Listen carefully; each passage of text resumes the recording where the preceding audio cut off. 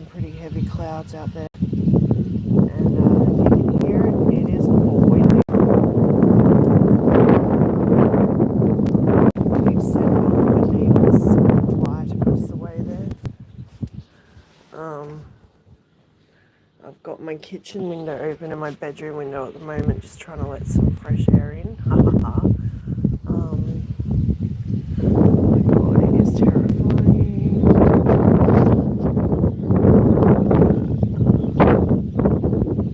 He's on the way, guys.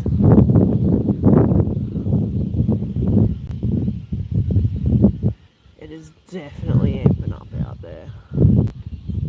He is just taking his sweet ass time. So Alfred is still off the coast, moving extremely slowly. He's slowing down.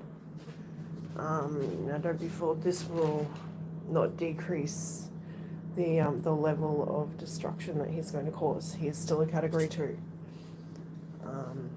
This means that his westward momentum is slow. For now I'm safe, just the wind has picked right up here.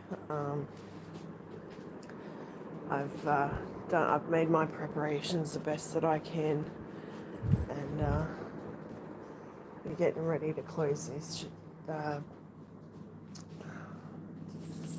these windows soon enough, and get ready to hunker down. He's not due here till tomorrow.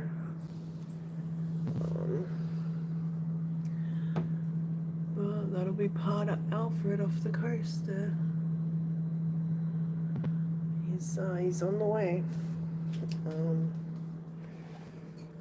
I managed to get maybe like 2 hours sleep. I'm scared. I'm very nervous about this, but we can only do what we can do. Mother Nature will have her way with us one way or the other. Excuse me. The cat is really upset that I've blocked off her window. Wow, it is starting to get breezy.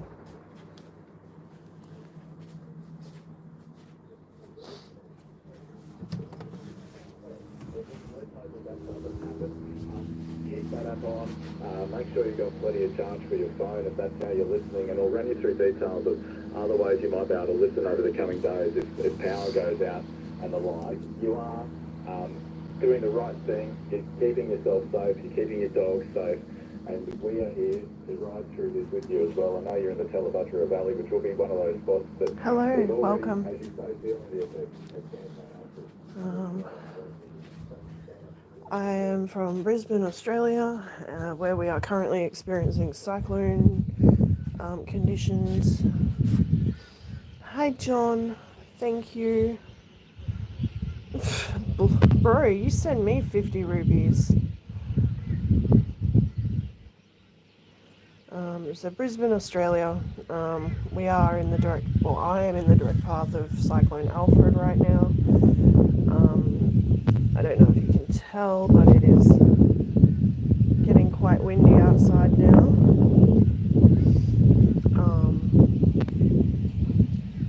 Shit's getting real. It's really getting real here. I'm just trying to let some fresh air in while I can, because this place gets really hot and really stuffy during the day.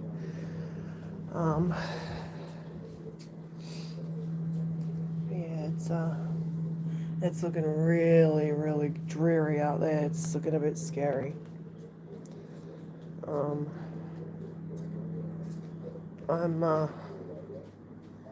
gonna do my best to stay live as long as I can for you guys. It all just depends on how long my connection stays around. This is not a joke, it's not a drill. We have a cyclone on the way. There's already huge amounts of damage to property, loss of power to the south. So Just waiting for the cyclone to hit here.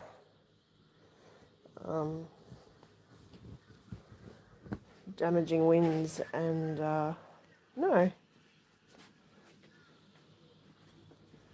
If you have to ask, you don't get it. Rock off. For what purpose? To come in and fuck my shit up? Go away. Pest.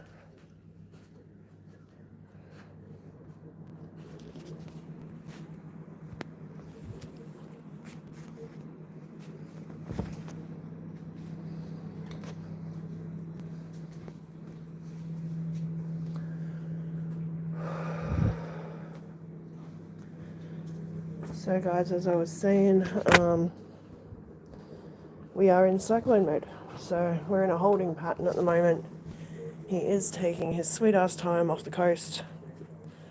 I think he's slowed down to like walking pace. So they're not predicting he's going to be here till like 10 o'clock tomorrow morning. We shall see.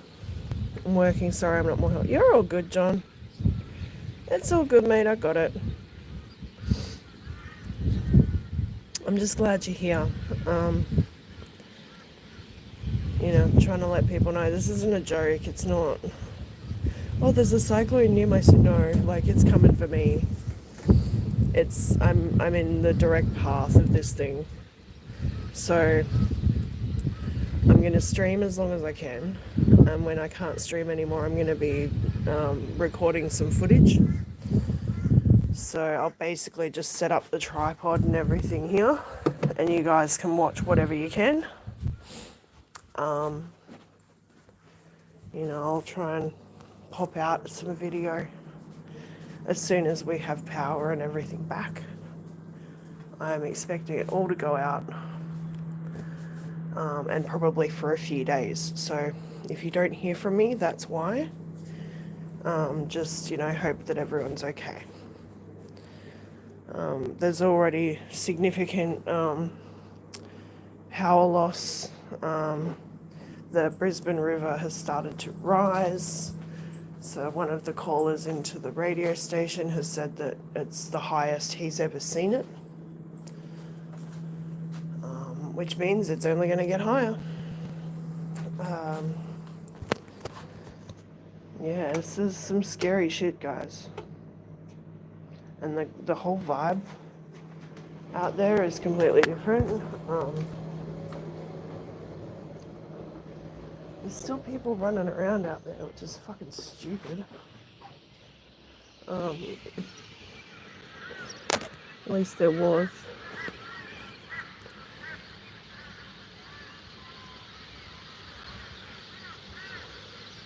And the birds are waking up.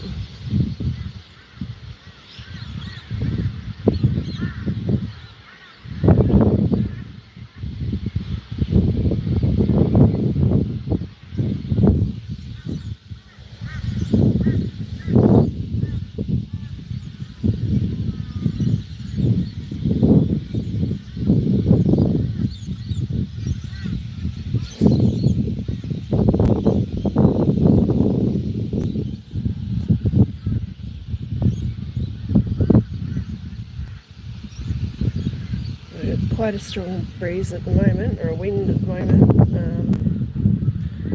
Doing some research last time your area had a cyclone. Yeah, it was like 74, 75.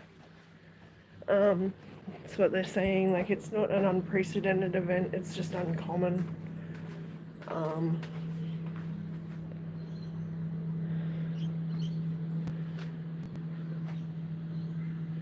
There's been some really solid advice from people up the coast who have experienced all of these quite regularly.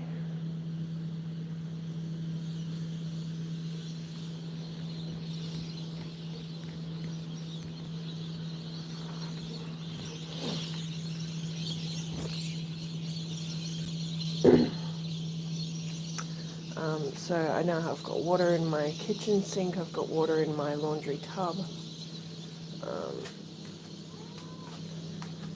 I have to fill up a couple sandwich bags and try and block off the drains in the bathroom.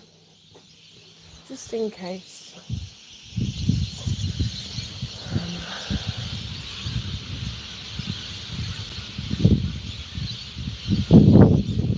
That's so crazy.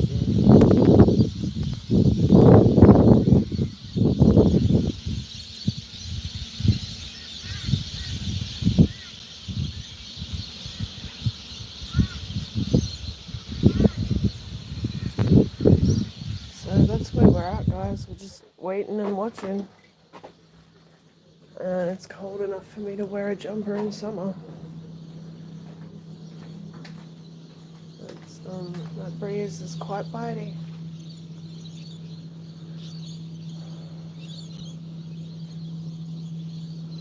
A good couple of reference point trees that are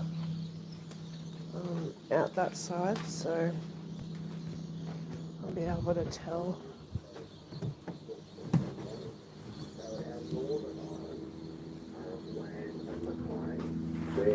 They're reporting that they can hear the surf, they can hear the wind, they're getting hit a lot more, and the southern section of Russell is getting hit as well. But it depends where you are on the islands. We're getting rain and steady winds. And Shane, just describe the last couple of days for you in preparation and the work that you've been doing. Busy. Yeah. But we've firstly that the council and the executive leadership team have been working very, very well together, very closely, and I think we're as prepared as we can be. That just before Christmas, every year we do a major disaster simulation that involves all the state and federal and local government responders. And paradoxically, this one was a Category 3 cyclone coming through Brisbane Gold Coast. We actually had a lot of thinking about it, so everything is as in place as it can be. The state government's really stepped up. The barges have been closed, but they've been making the police barge available to bring over, whether it's sandbags, sand, people who've been isolated. That's been working really well. We've of course been, door knocking our elderly and vulnerable people. That has been a real community effort, with people checking on their neighbours and local community groups checking on individuals, and myself checking on people. Yesterday I was out chainsawing trees to clear roads and paths along with SES and local businesses. The sandbagging's been going pretty non-stop, which is always good for a good cardiovascular workout. Yeah. And we still have some sand on Russell and Macleay. People want to get some last minute bits today. That's been accessed through our local businesses. So they're readying the islands now? Provides the materials we need. Yeah, that's really good to know about that community spirit. Making sure that everyone over there has sandbags and stuff. People need to go there, like at the Russell Island Community Centre. Do you know if anyone's been in there, Shane? I haven't been down there yet. I've been waiting for it to get a bit light. I've been down there yesterday several times. The local community members have packed the fridge with food and drink and bananas even. Yeah. But the one on Russell Island, they're not manned, but they're open. Yes. Is in Union Street, but it's actually accessed via Robert Street up near the tennis courts. And the one on Macleay is the one on the corner of High Central and South Sea Terrace. Okay, good to know that local info. That's what the chance for people to go. Hey, Letitia. Thank you so much. Yeah. We have a cyclone happening here at the moment, so I'm getting ready to be in my bathroom. I've got supplies, I've got bedding, radio, I've got food and water.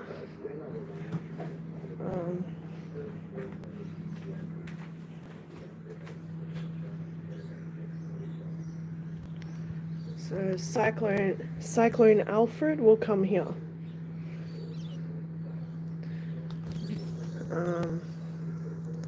Very scary. Like, he's literally going to come from that direction straight up the main street, according to all their predictions. I'm a little bit terrified.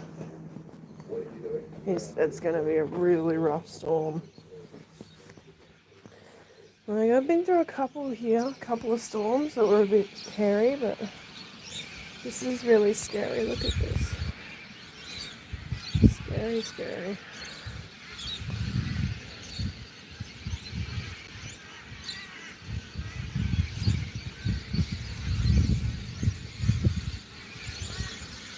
It's very dark. Lots of wind, high wind now. It's getting worse. The birds are still around, which is weird.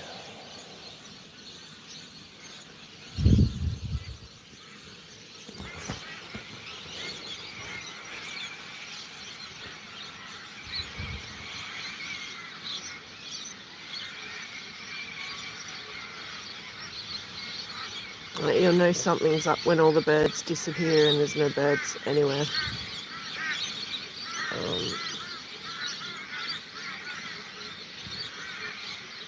Although I think that's going to be sometime today.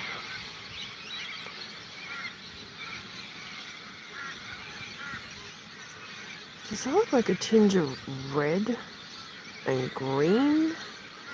Or am I tripping?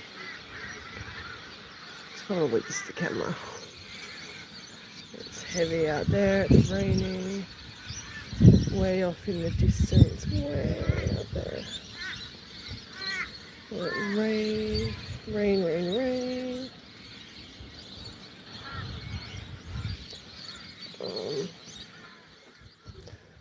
Let's see. Yeah, as soon as it starts raining, I'm closing everything up again.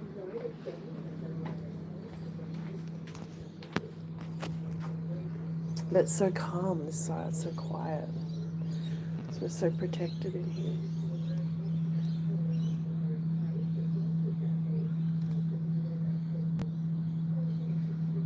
He's not there. He's about 200 kilometers off the coast. He's due to hit Morton, I think, at like 10 o'clock tomorrow.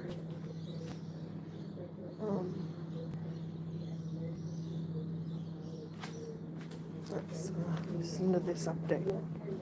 Warnings are in place for several local council areas, including Brisbane, Logan, the Gold Coast and the Sunshine Coast.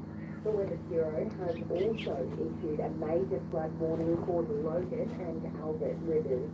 Jonathan Howe with the Weather Bureau says regardless of where and when the cyclone crosses, there'll be gale force winds and life-threatening flooding for areas in its path. We are reminding people that the exact location of landfall and also the timing of landfall is not the most important factor with this cyclone.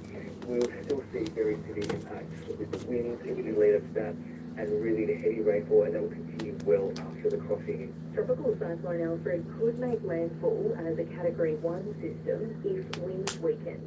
Queensland Premier David Christopherly says the risks are still significant. We are hoping that it does break down as it gets closer to the mainland.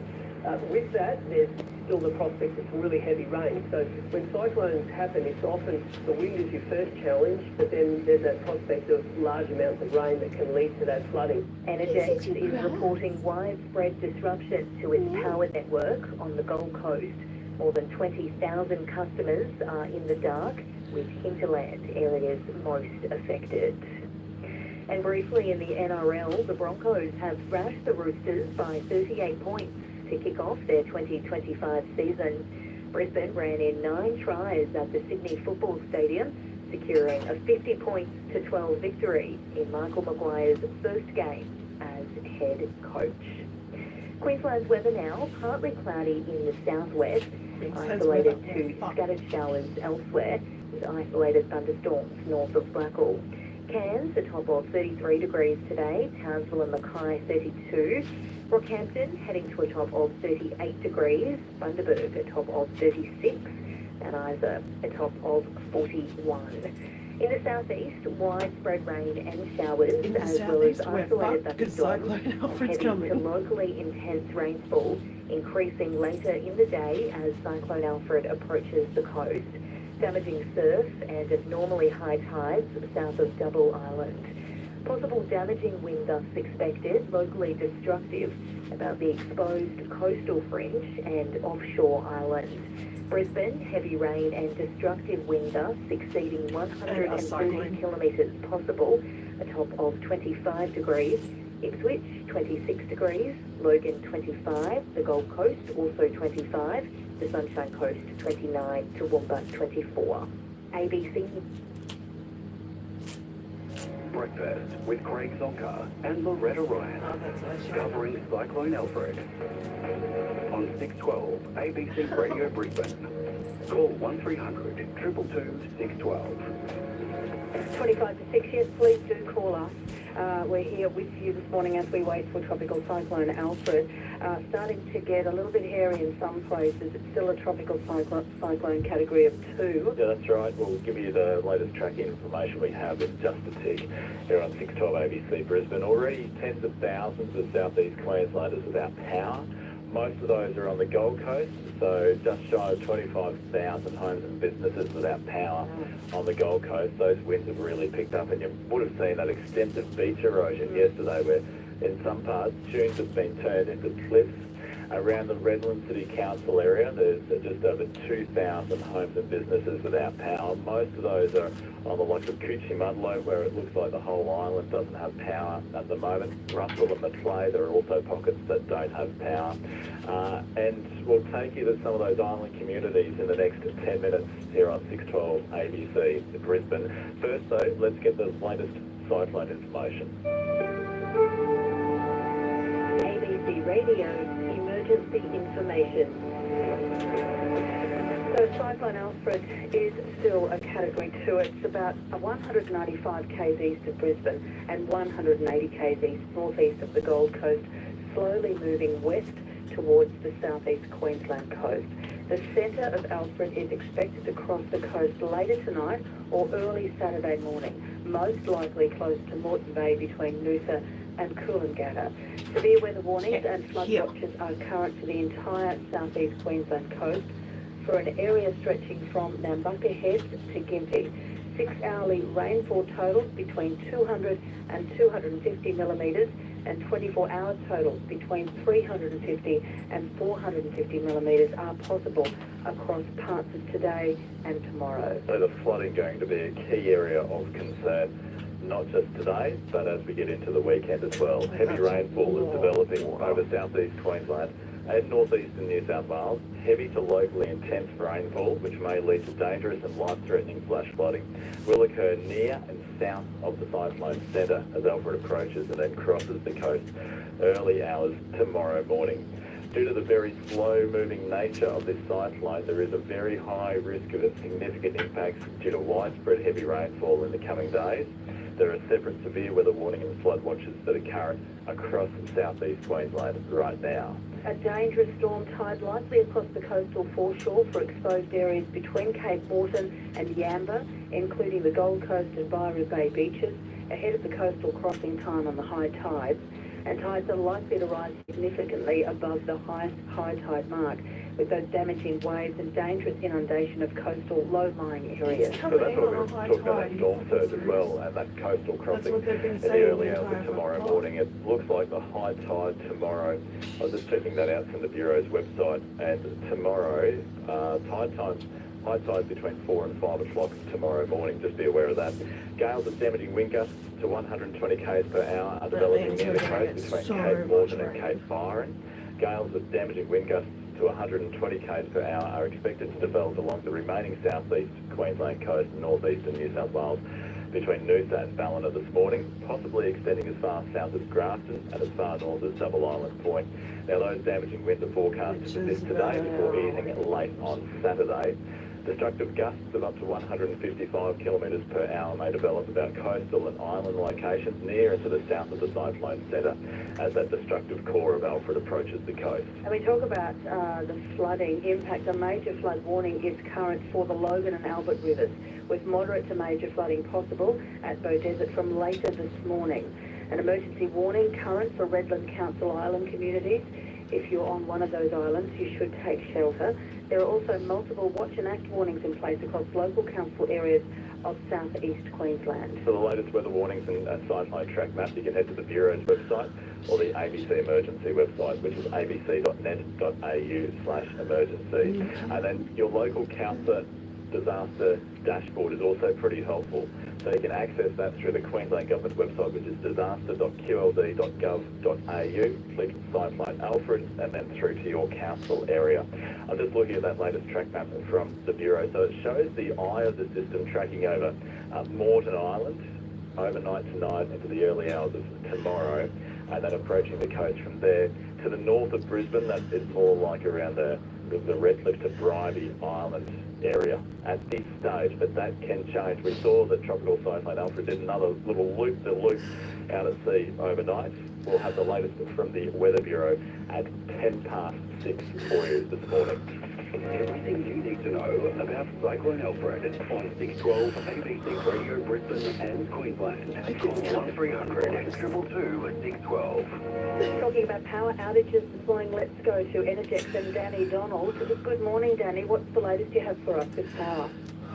Good morning. Yeah, we've got we're creeping up to 30,000 customers dealing without power, and the worst affected area is the Gold Coast, where nearly 25,000 of those lay at the moment. But also on the Bay Islands and Redland City, we've got more than 2,000 out, and 1,000 and nearly another 1,000 up the Sunshine Coast. So Alfred's certainly starting to make itself felt to the point where on the Gold Coast and the southern Moreton Bay Islands now we can no longer respond. Okay, no longer respond. So you're saying if you're without power in those areas, you'll be waiting for, what are you suggesting, until after Alfred passes and those wind strength drops down, Danny? Absolutely. So we have to wait now until it does pass, and then our crews will get out there. But we just can't put our cherry pickers up in the air and things like that because they'll simply blow over. So right now, if you do not have power, please hold tight. We will get there, but it's not going to be until probably Saturday, maybe Sunday after it passes. Yeah, is there any safety advice that you want to give those people who are without power there on those islands? What do they need to know? Well, I guess, and for the Gold Coast, for that matter, we're just asking people to stay tight, please be patient, but also if any of your appliances or anything get wet as a result of the downpour or the subsequent flooding, please don't use them, don't try and plug them in, and particularly when the power starts back up. And if you were cooking for some reason, you had your oven and that going before the storm took the power out, before it started taking the power out, please make sure your oven and your hot plates, if they're electric, turn them off, because you don't want them turning back on when the power eventually does come back on and you're not at home or the like. So please be aware of that. And also, people love candles, but please do not use them as alternative lighting, because it just takes a young child or a pet or the wind to blow it over, and then all of a sudden you've got a house fire in your hand. So please be very careful, and don't use candles, only use battery powered or rechargeable lighting. Good advice. I remember growing up as a kid, candles were the things to go to, weren't they, during blackouts and the like, but not anymore. Danny, thank you so much for that, for keeping us up to date, and we will keep in touch with you as you have your crews waiting there to respond. You're welcome. Thank you. Danny Donald from Energex. So we're up around that close to the 30,000 mark of homes and businesses without power so far on this Friday morning. If you're waking up in the Brisbane area, you're looking outside, the conditions, you might have seen a couple of bits of rain so far. That to pick up during the day. The latest observations I have in Brisbane itself, we've got winds around that 11 k's per hour mark and gusts of just 24 k's per hour. That is set to change over the course of today. Now we want to take you around and do a whip around with the mayors in the region, and we'll do so right through the morning. Let's start off in Logan, where the Mayor of Logan City is John Raven. John, good morning to you. Good morning, Craig. Good morning, Loretta. How you doing? Very well, thanks. I do know there is a flood warning already out for the Logan River. Any particular messages you need to get out today? So today is obviously the day where we're going to start to see that wind and rain set in, and that's going to be some of the biggest impacts that we're likely to experience in Logan is from the flooding. The community knows how to manage flooding. The things that are still making them worried is what can we expect from the wind that Alfred's going to bring.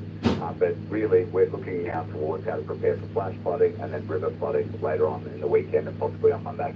Sandbagging stations, are they now closed? Yeah, sandbagging stations are closed, and we did an incredible effort this week. 2,500 tonnes of sand and over 180,000 sandbags filled. And that wasn't just for the people of Logan. Yesterday, we had people coming from Redlands and Gold Coast to fill up at Beenleigh because we had self-serve stations, and we're more than happy to help our neighbours because boundaries don't matter during a crisis like this. It's just about getting people ready. And Mayor Raven, what about refuge centres? Many people gone to them? So we've had about 18 people present to our evacuation centre, and people have been popping in and out of places of refuge over the past few days. What the clear message is, though, is that evacuation centres are really... I don't care who you are. If you don't poop yourself when there's a fucking cyclone coming right for you. Like, what sort of fucking human being are you and who hurt you? Just saying. I don't care. I don't care about being scared right now. I think I'm well entitled to it. All I can do is prepare and hope for the best. It's going to be really scary for a couple of days. Like, check it out.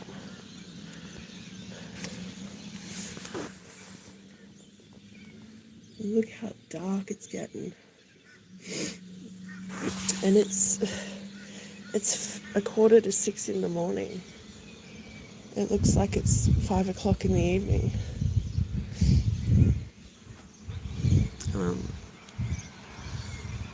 It's really weird.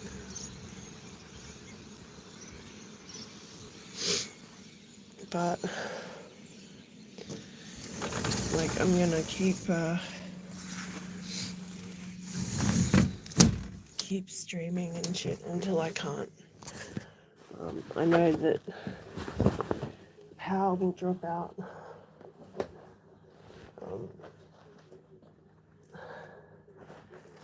Power will drop out. The telecommunications will drop out.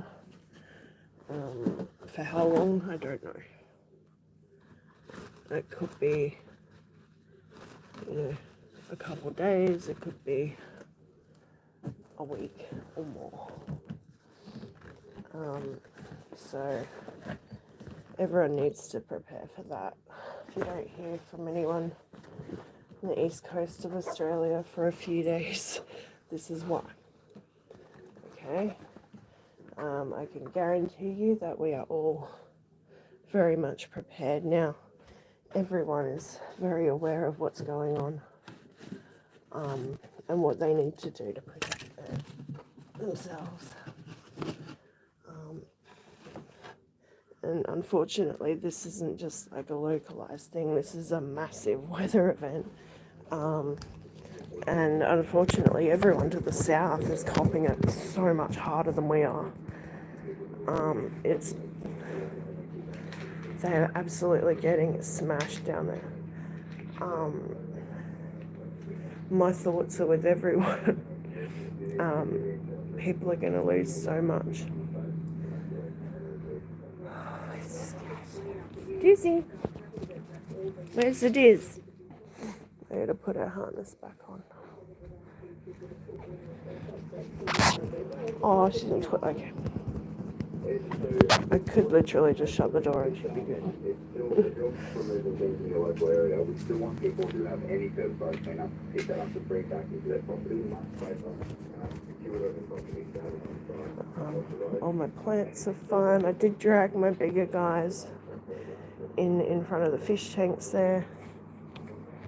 I'm going to push that table across and then move the couch just to hold everything in place in case the window goes out. Can only try, right? Fish tanks, I'm just waiting for all the power to go out. And then I'm going to have to monitor these guys as soon as it's safe, of course.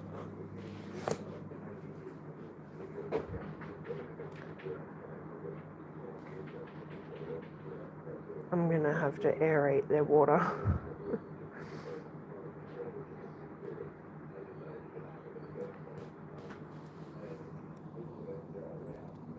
Hey, buddies. Look, just know that what's about to happen isn't my fault. I didn't do it, okay? I know. I've gone to light feeding, so I haven't fed them yet. Yesterday I only fed them a little tiny pinch. They're going to be cranky about it, but it's going to stop the amount of waste because they are little poop machines. So I've done all my water changes now. Plants are all inside and moved back. I've got to move. I can't because it's holding up the carpet. So now I can kind of show you guys what I've been doing. So I have an old piece of carpet that I put up in my window. Thank God I kept it. I usually use it in my kitchen in winter just to stop the chill from the tiles because it does get really cold on your feet. So I'm glad I kept it. It doesn't exactly fit, of course, but you know, it's not rocket science, right? No, I gotta do something about that. This pole I can use, I think. I need to put it up a bit more. Broom handle. That'll do. I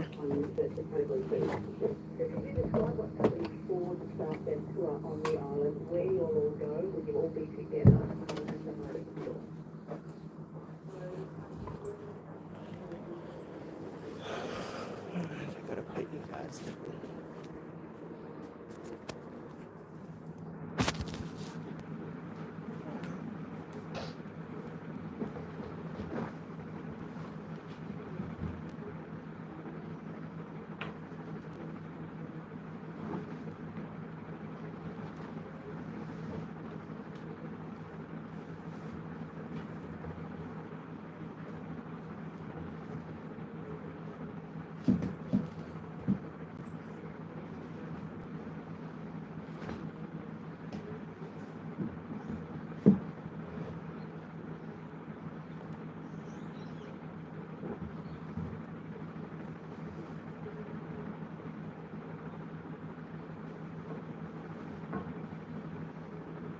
Try and break it up with something.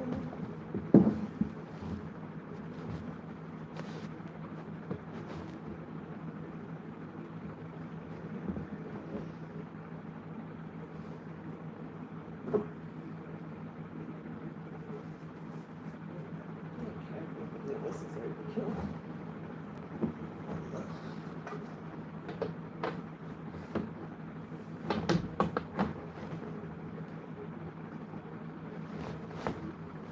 Try to do what I can.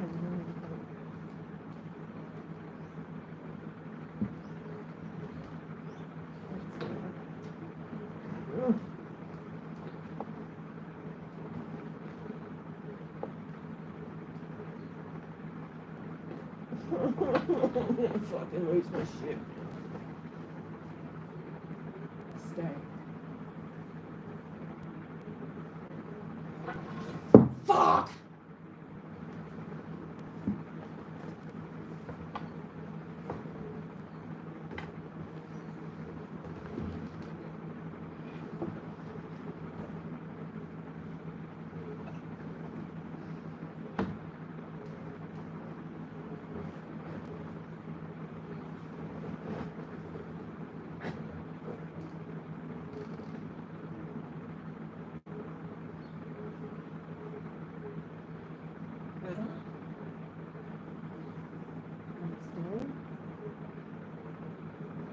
so?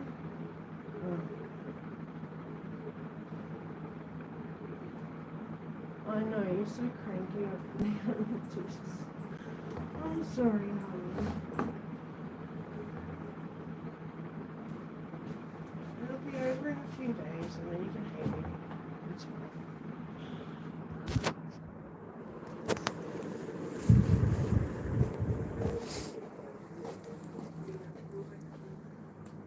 Okay, I feel slightly better about that now. Just had to like brace it because it was a little floppy.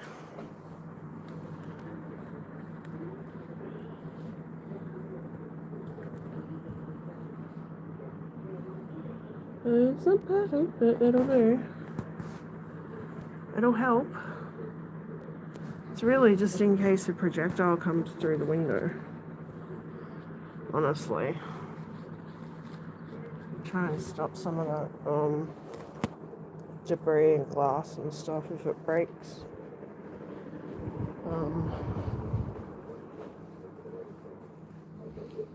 Like I'm about as prepared as I can be, honestly.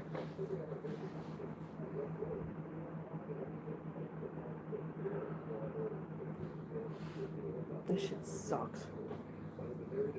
Hi, what's up, Baba? Do you want some breakfast? So why hasn't my shit moved, Mom? Been trying to tell her we're gonna have a staycation in the bathroom. You're gonna hate it. Ow, fuck. It's not gonna be great, but we got no choice. I'm staying in the bathroom. I'm gonna tie her to me.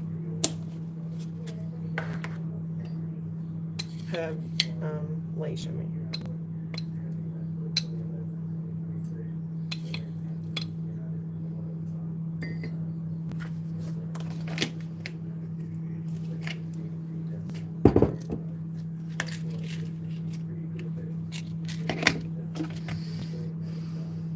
Like I keep going through these phases of emotion over this, ranging from terrified to stoic.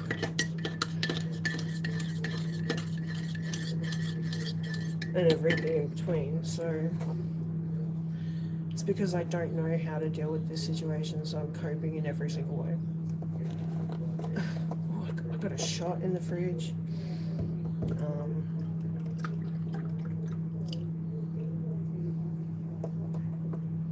Yeah, this is scary fucking stuff. I'm praying for everyone south of here. There's some extremely low-lying areas. Beautiful neighborhoods, old school, but yeah, when these events happen, they go under hard.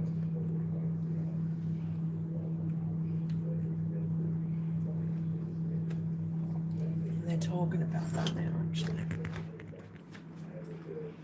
Hi, baby. Do you want some breakfast? Mm-hmm.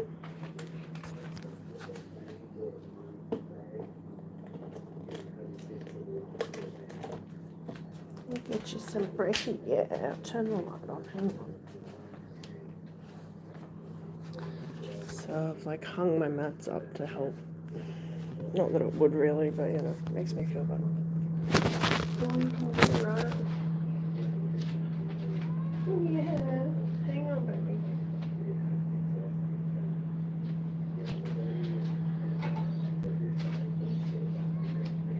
You see it? I'm gonna take you to the bathroom. You gotta get used to being in there. I know you're not gonna like it. It's for your own good, baby. I'll be in there with you.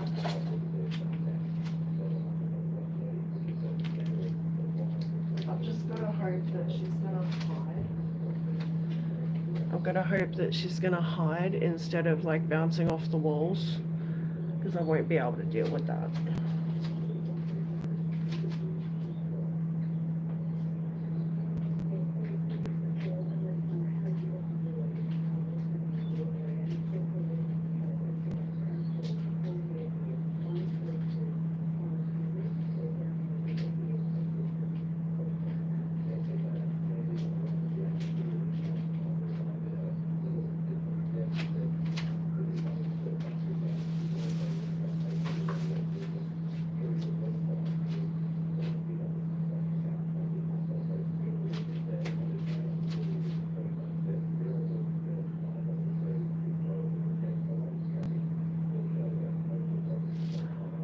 Oh, look at this good girl. Oh, darling, I didn't even say anything. Come on. Here you go, come on, quick. Do it again, one more time. Diz. Oh, you're so good. I love you. Poor girl. I really should have fed her in the bathroom, but...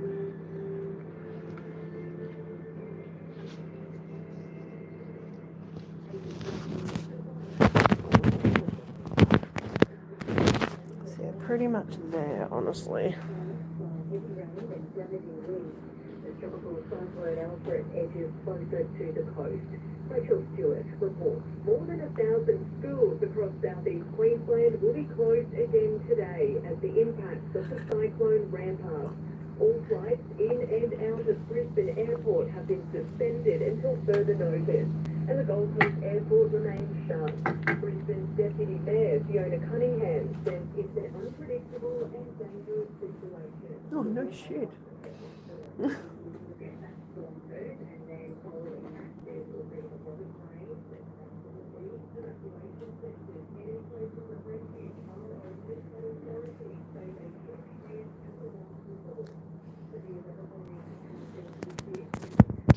guys in.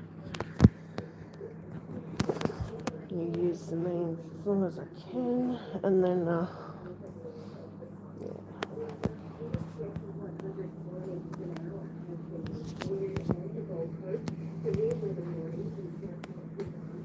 The entire southeast Queensland coast. The Redfern City Council has issued an emergency warning for island communities to take shelter now. Emergency watch map warnings are in place for several local council areas, including Brisbane, Logan, the Gold Coast and the Sunshine Coast. Major flood warnings are also current for the Logan and Albert rivers. Current tracking puts Alfred Crossing Point close to Morecambe Bay between Noosa and Coolangatta later tonight or early tomorrow morning.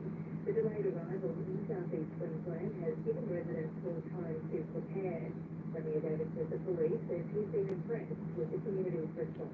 He will get your element of people who are so silly people to see the dinner on that.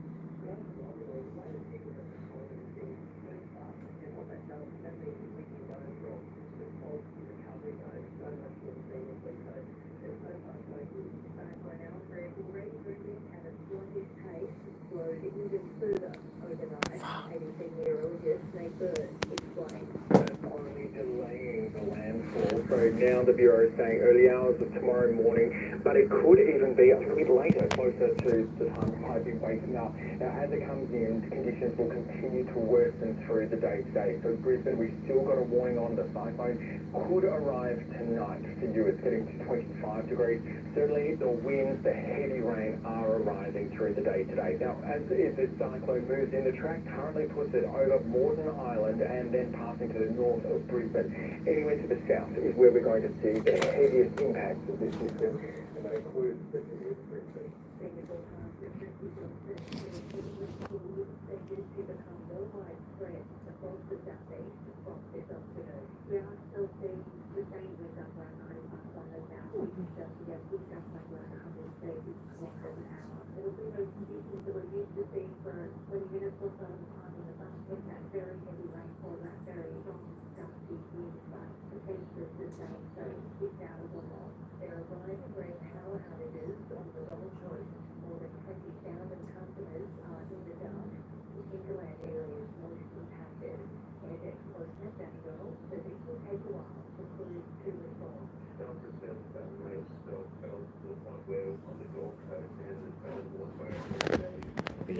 It's a bit uncomfortable, I know, dude.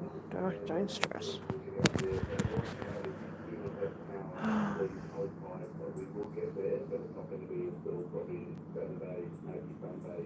In northern New South Wales, 35,000 homes and businesses are without power.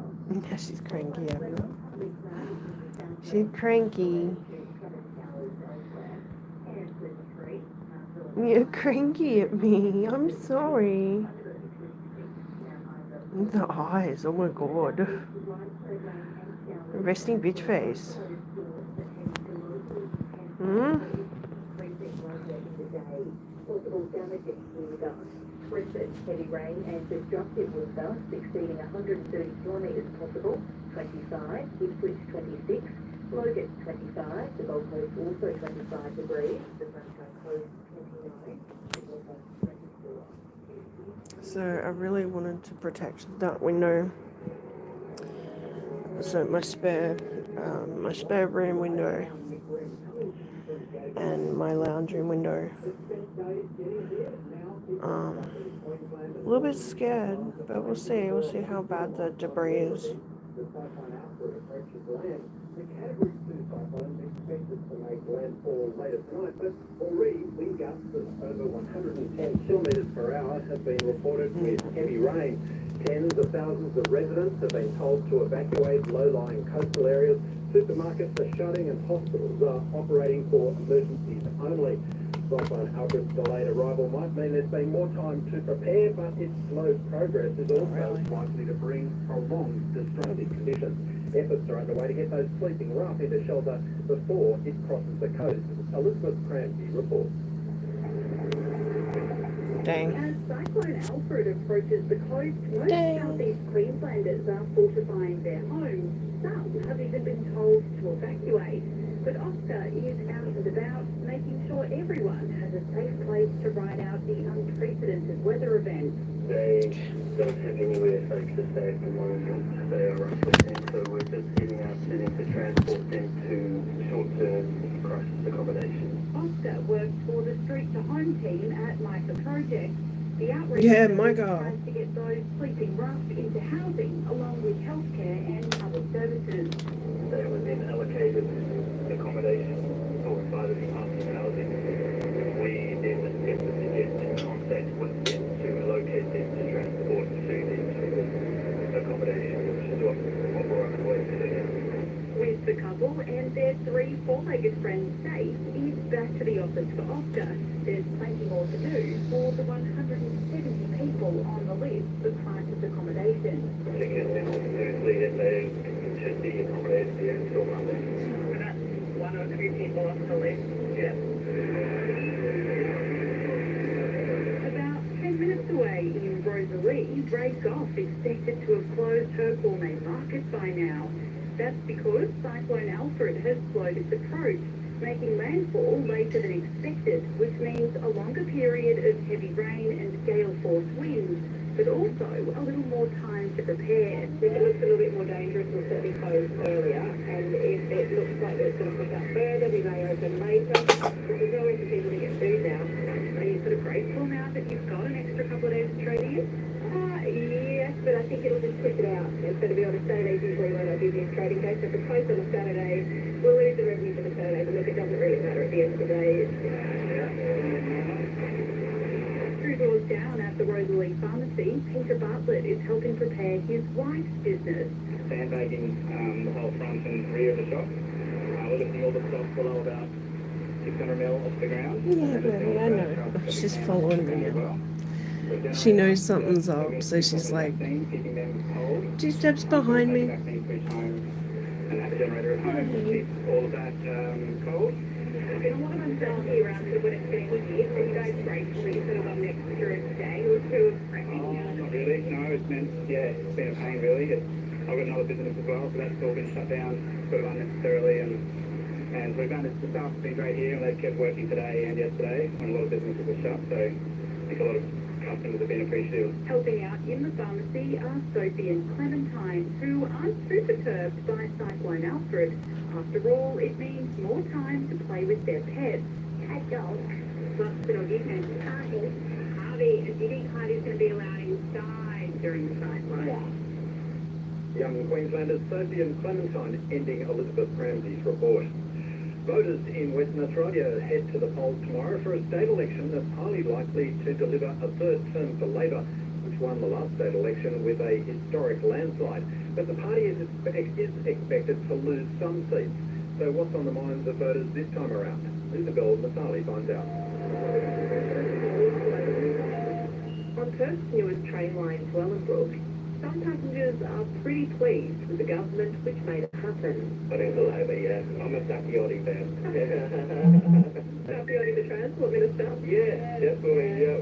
Labour swept to power in 2017 with 41 out of 59 seats in the state's lower house.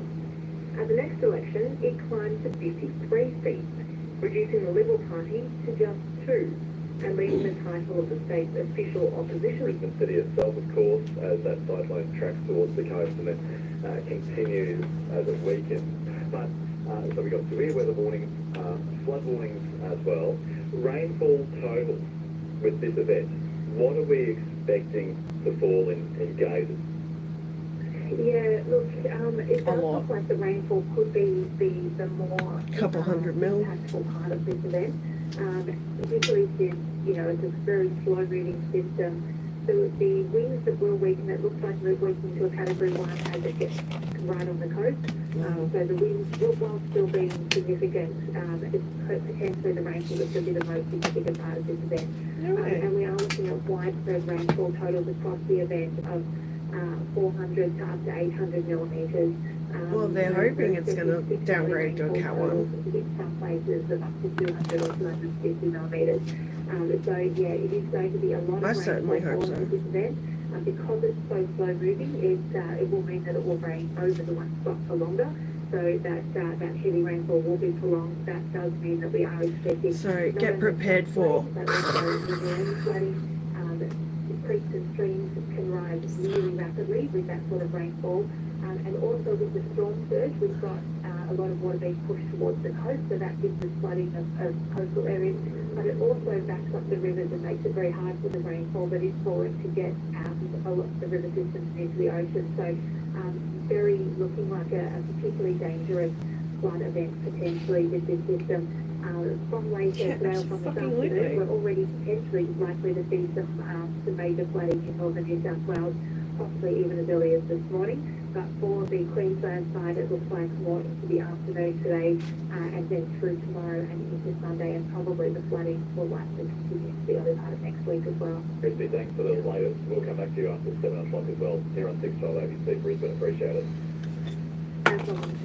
Christy Johnson from the Bureau of Meteorology, and that's what we're going to do. So if you get to the stage where you're needing to conserve your phone or radio batteries, the power's gone out, the key time to listen over the next couple of days will be at the top of each hour. That is where you'll get the latest in news from the 612 ABC Radio Brisbane team. Important key. I've got the batteries ready to go. From the Bureau of Meteorology. Yeah, we'll go back. I've charged up my watch. Questions coming through for benefits in particular, so we'd like to answer those for you. Yeah, well, we're talking about, I think it's around 30,000 homes and businesses out tower right now, most on the Gold Coast. Yeah, 21 degrees in Brisbane at the moment, Bayside 21, 24 in Ipswich, Logan and the It's Gold Coast cold, 22, man. It's Sunshine getting cold. 25, and Norton Bay. I had to shut those 22 windows. degrees. Our number 1300 222 612. Call us anytime or send through a text to 0467 922 612. Heavy rain can lead to flash flooding, and you may not get any warning. If you're in an area prone to flooding, prepare and leave early. For the latest storm and flood updates, keep listening to your emergency broadcaster, ABC Radio. 13 past 6, the Redland City Council has already issued a watch and act with winds picking up around there. Hey, Swiffle. Hey, dude. We're on cyclone watch still. Alfred has slowed his approach as he's coming closer to the coast. So I'm basically just setting everything up in the bathroom. Letting the cat run amok, but she's basically just sitting, behind me. We're fully expecting that we are going to be in the direct path. Hoping that it downgrades to a Category 1. Really, really, really hoping that happens.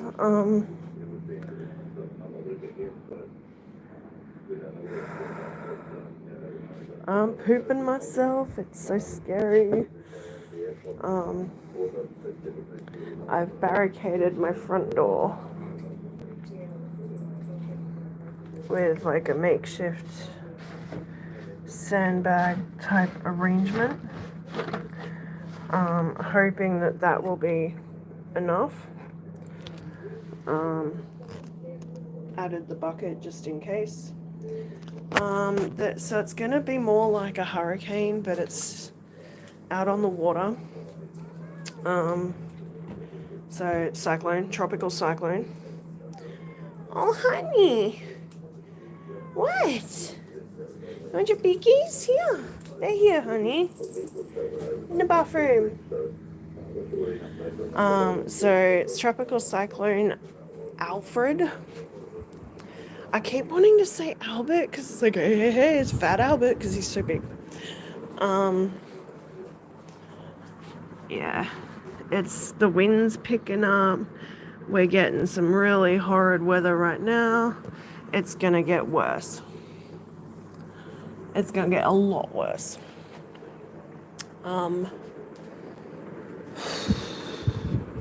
My cat heard yours and started me. Oh, yeah. So Florida. Very similar. So I'm about half an hour away from the water.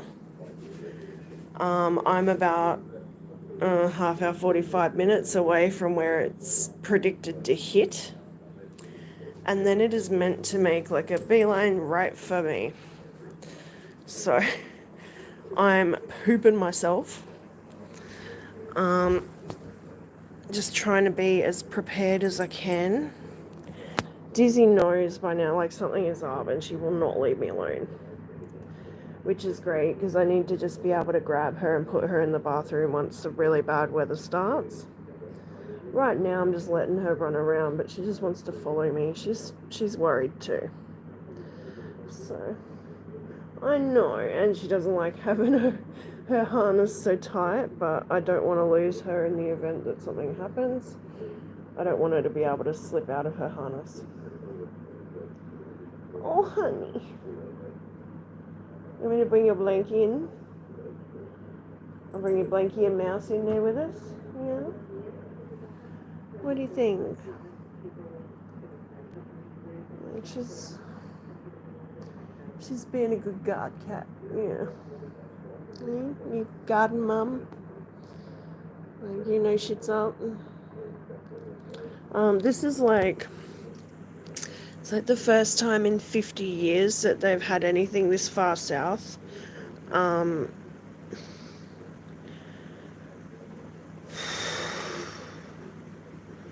really nervous. Like, I had a little mental, like, breakdown before, like, I just started crying. Lived in Tampa a long time ago. It was nice, but a bit dangerous, but what places... Yeah, exactly. I helped ladies evacuate cats during a flood. Put them in an ice chest. Yeah. Oh, that's a good idea. That's a really good idea. Hi, Baba.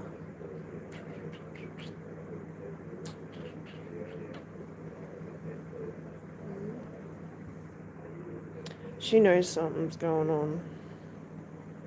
She's also upset that I've blocked off her favourite window. But I've got the carpet up, so don't want her messing with that. I want to leave the carpet where it is. Just might seem like I'm going overboard here, but I'd rather be safe than sorry. You know what I mean? Yeah, I don't actually have a cooler, but like that's why I've got her on a harness and leash. You know, Kitty attacks hers. Well, she's been in a harness since she was like 10 weeks old, so she's very well used to it. She knows it means something's up. It's usually like adventure time and we get to go somewhere. I always plan for worse. Yeah, exactly. That's what they're telling people to do. It's very much like now it's shelter in place. Oh no, there's a crack in my in the pot. I'm gonna have to get a new pot.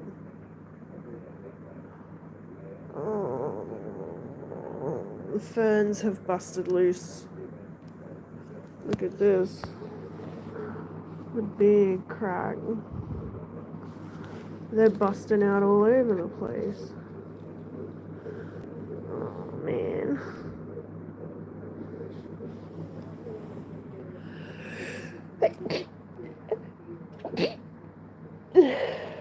Excuse me.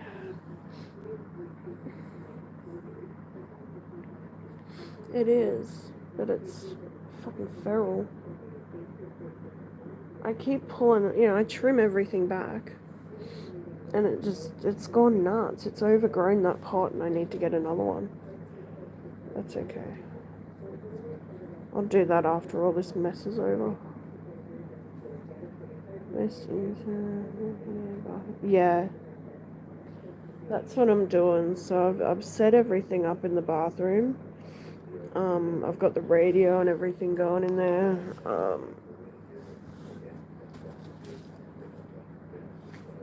I'm gonna turn all my fans and everything off. I've got to unplug my hang on the back filter so it doesn't spew shit if it tries to reprime itself. The others should be okay. I'm just gonna leave them in there.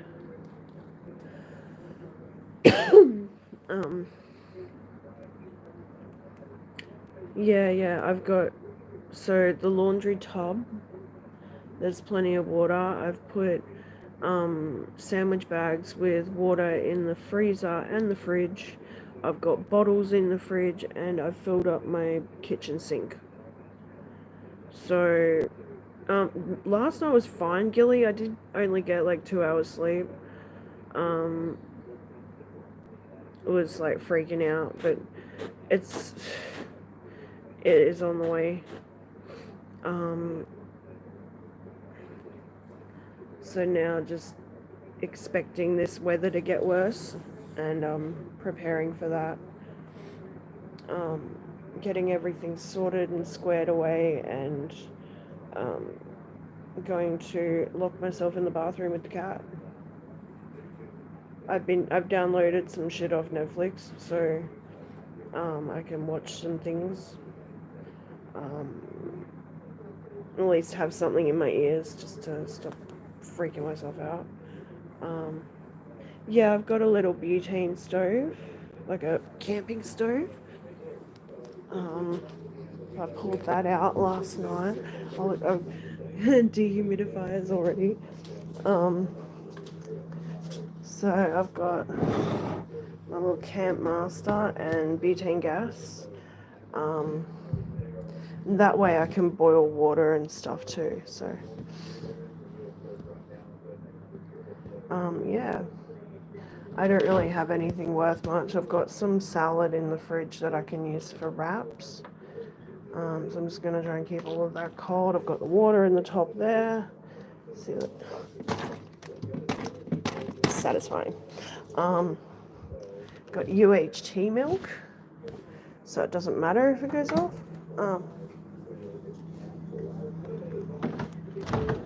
And then I've got some food here, which I can also heat up. I've got flashlights, I've got candles, I've got a first aid kit, more water.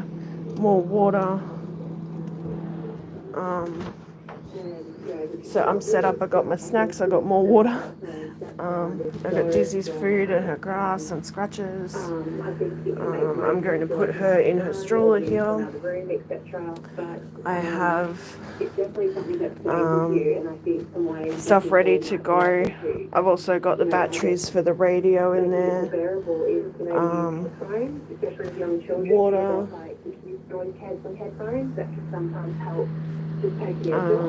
Go bag with some shoes ready to go. Toilet paper.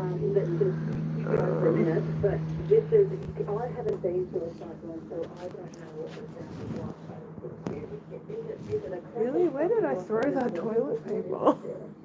Oh, right, it's holding the door open. More toilet paper. Yeah, slap that water. And this is what we're looking like at the moment, guys.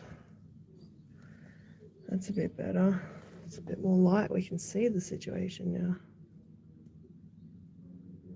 Here in Florida, we need snorkel and scuba fins. Well, I might by the end of the week, bro.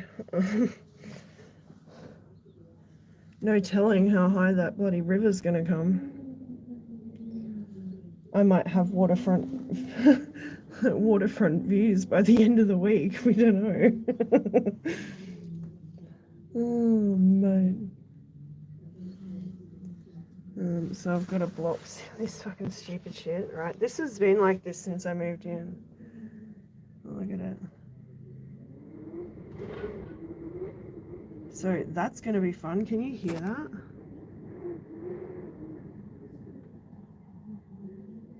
Yeah. So, and you know what I have to remedy that situation?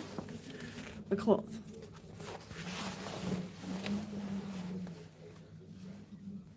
That's it. That's all I got. That's all I got right now.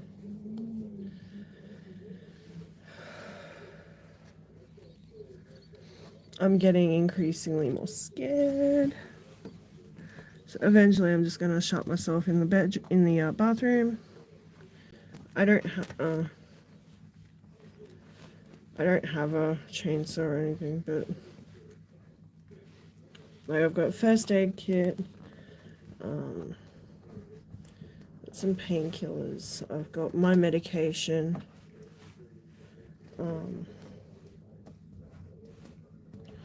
my god, this is terrifying, man. Hold on.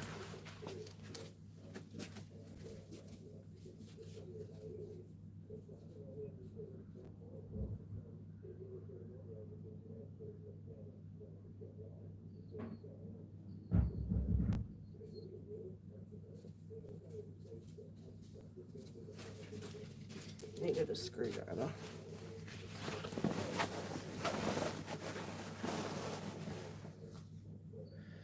It's looking very dark out there.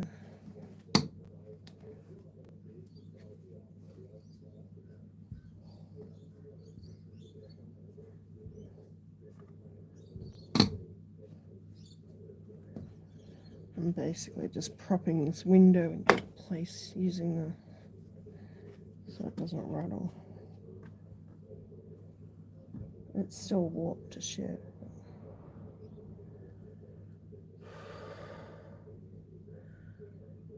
Tell you what though, the fact that there's cracks, and cracks are so fucking wide.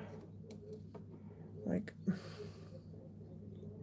I'm worried about this window, I'm not gonna lie.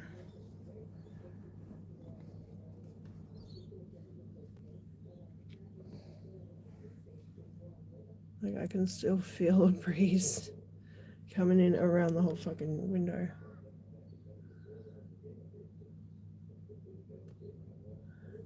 Like, the whole frame moves. There's not much I can do about it. Oh, I can only do what I can do. But, you know, like, what else can I do? Seriously, the owner doesn't want to fix it. He just wants to pretend it doesn't exist, just like the real estate.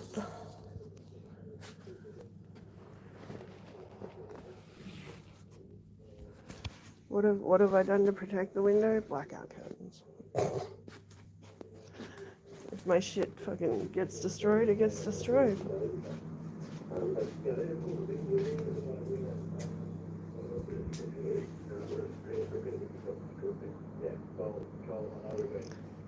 Yeah, pretty much.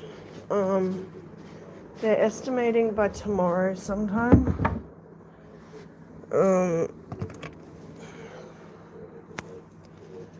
Saturday for us. It could hit tonight though. Power outages can occur anytime without warning. It just depends on days or even weeks.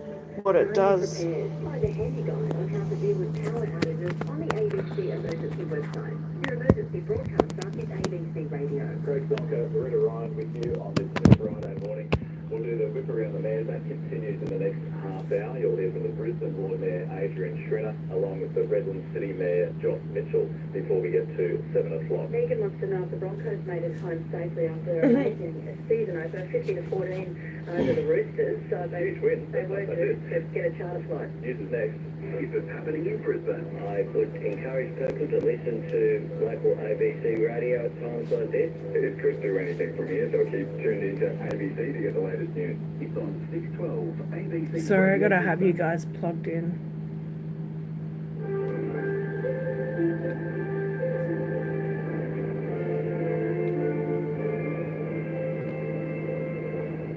ABC News, good morning. I'm Kira Jones. The agonising and anxious wait is continuing for millions of people in the path of Cyclone Alfred.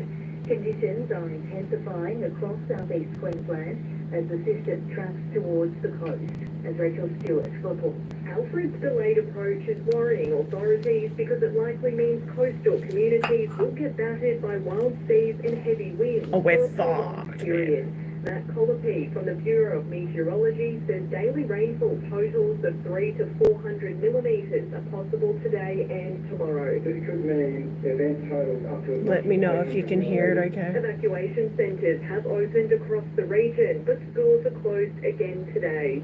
And public transport services will remain suspended. Most major supermarkets shut their doors yesterday and won't reopen until the wild weather has passed. Severe weather warnings I don't understand that, especially the ones with like underground parking. They should be letting people fucking in to park and shelter. There's only a couple of places so far that have said, yeah, hey, we'll let people in, but it's at your own risk.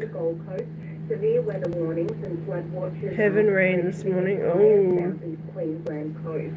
The Redland City Council has issued an emergency warning for island communities to take shelter now. Emergency watch and act warnings are in place for several local council areas, including Brisbane, Logan, the Gold Coast and the Sunshine Coast. Major flood warnings are also current for the Logan and Albert rivers. The latest update from the Weather Bureau has cyclone. Yeah, so I'm going to stream as long as I can. Once everything gets knocked out, I'm going to start videos that I'll post afterwards. And I'm just going to try and take as much footage as I can of stuff. A warning zone extends from Double Island Point to Grafton in New South Wales. It takes in Brisbane, the Gold Coast, the Sunshine Coast, Byron Bay and Ballina. Tropical Cyclone Alfred could weaken to a Category 1 system as it crosses the coast. Queensland's Premier David Crisafulli says the risks are still significant. We are hoping that it does break down as it gets closer to the mainland. Fuck yeah, we are. With that, there's still the prospect of some really heavy rain. So when cyclones happen, it's often the wind is your first challenge, but then there's that prospect of large amounts of rain that can lead to that flooding. The Gold Coast is being lashed by intense rain and destructive winds as Cyclone Alfred bears down on the region. Alexandria Hussey reports. A watch and act cyclone warning is current across the Gold Coast, with residents being urged to take shelter as destructive winds and flooding hit the city. Acting Mayor Donegate has praised locals for their efforts in getting homes and businesses prepared for the cyclone, but he's also criticised those who continue to enter beaches despite repeated warnings about dangerous conditions. I'm still here, guys. I'm just going to run around and finish doing stuff. Stupidity, the city have warned those who act recklessly can face fines of up to $16,000. Gold Coast resident Sally Branson is sheltering with her family at her mum's house. Our house was going to be less safe, so that's why we made the decision. And to the advice, this is the best way that we can look after everyone we need. This is double story, we've got options to go upstairs. We've also identified the safest place in the house There are widespread power outages on the Gold Coast. Energex spokesman Danny Donald says restoration works will take some time. We're creeping up to 30,000 customers in SEQ without power, and the worst affected area is the Gold Coast, where nearly 25,000 of those are lay at the moment. But also of the Bay Island and Redland City, we've got more than 2,000 out, and nearly another 1,000 up the Sunshine Coast. Weather in the southeast, widespread rain and showers, as well as isolated thunderstorms and heavy to locally intense rainfall, increasing later in the day, damaging surf and abnormally high tides south of Double Island. Possible damaging wind gusts, locally destructive about the exposed coastal fringe and offshore island. Brisbane, heavy rain and destructive wind gusts exceeding 130 kilometres possible, 25. Ipswich, 26. Logan, 25. Hey, Prezi. Gold Coast also 25. The Sunshine Coast, 29. Yeah, thanks, mate. 24. ABC. She got cut off, that's funny. Yeah, getting there, just doing the last little bit of organising now. Appreciate your thoughts, thank you. It's 25 to 7. Good morning. How are you this Friday morning as we wait for Tropical Cyclone Alfred? We'll talk to Brisbane's Lord Mayor Adrian Schrinner shortly and just get the latest for you on refuge centres and what's happening around the city. Yeah, and this is a whip around most of the mayors across southeast Queensland. That advice they have for you this Friday, the 7th of March. Our phone number is 1300 222 612. We were just chatting to Colin, who's on North Stradbroke Island. He was saying very windy conditions overnight. There's a slight reprieve at the moment, but it's going to come in waves as Alfred heads towards the coast. And if you zoom out on the radar on the Bureau's website, you can start to see those rain bands really impacting northern New South Wales last night and early this morning. They are heading our way too, across southeast Queensland and closer in towards Brisbane. As far as the latest tracking on Tropical Cyclone Alfred, Radio emergency information. So, Tropical Cyclone Alfred is a Category 2. This morning, as of about 5 o'clock, it was about 195 kilometres east of Brisbane and 180 kilometres northeast of the Gold Coast, slowly moving west towards the southeast Queensland coast. The centre of Alfred is expected to cross the coast later tonight or early Saturday morning. Most likely close to Moreton Bay between Noosa and Coolangatta, but now they're saying that Bribie and Redcliffe is basically the latest information. yeah, the track map, I'm just looking at that now. So the eye of this system, it did a loop-the-loop again last night, staying offshore as it heads in towards the coast. The latest track map has it going over Moreton Island in the very early hours of tomorrow and continuing that westward track, and then the eye of the system passing effectively between Redcliffe and Bribie Island to the north of Brisbane, and it's on the southern flank of Alfred, which is where you will see the most severe weather, the strongest winds, and of course the very heavy to locally intense rainfall. Yeah, that's what you need to know about. So the severe weather warnings and flood watches current for the entire southeast Queensland coast through an area stretching from Nambucca Heads to Gympie. 6-hourly rainfall totals between 200 and 250 mils, and 24-hour totals between 350 and 450. They're possible across parts of today and tomorrow. So the Bureau's talking about dangerous and life-threatening flash flooding that could occur near and south of the cyclone centre as Alfred approaches and crosses the coast. Due to that slow-moving nature of the cyclone, there's a very high risk of significant impacts due to widespread heavy rainfall over the coming days. There are separate severe weather warning and flood watches current for southeast Queensland, and flood warning has already been issued for the Logan River too. And then it's that dangerous storm tide that could result, and we've already seen pretty extensive beach erosion on any of those exposed coastal parts, effectively between Cape Morton and Yamba. That includes the Gold Coast, where dunes have been made into cliffs really over the past 24, 48 hours. Sad to see that, and we will talk to Terry Capitis down at the Gold Coast. He'll be looking and watching the surf closely. Tides likely to rise significantly above the highest high tide mark with damaging waves and dangerous inundation of coastal low-lying areas. Then let's talk about the winds. Damaging gusts of 120 kilometres per hour are developing near the coast between Cape Morton and Cape Byron.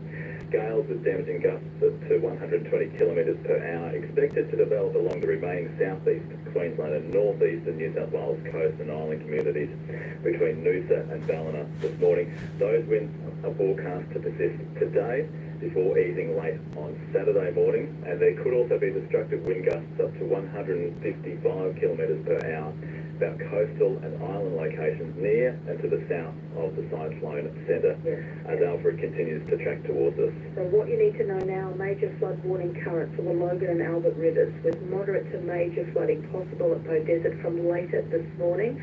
An emergency warning current for Redland Council Island communities. If you're on one of those islands, you should take shelter now. There are also multiple watch and act warnings in place across local council areas of southeast Queensland. Okay, so if you have power, there are a few ways to keep up to date with what's happening. That's on the Bureau's website for that full list of warnings. We've also got that on the ABC Emergency website, abc.net.au/emergencies.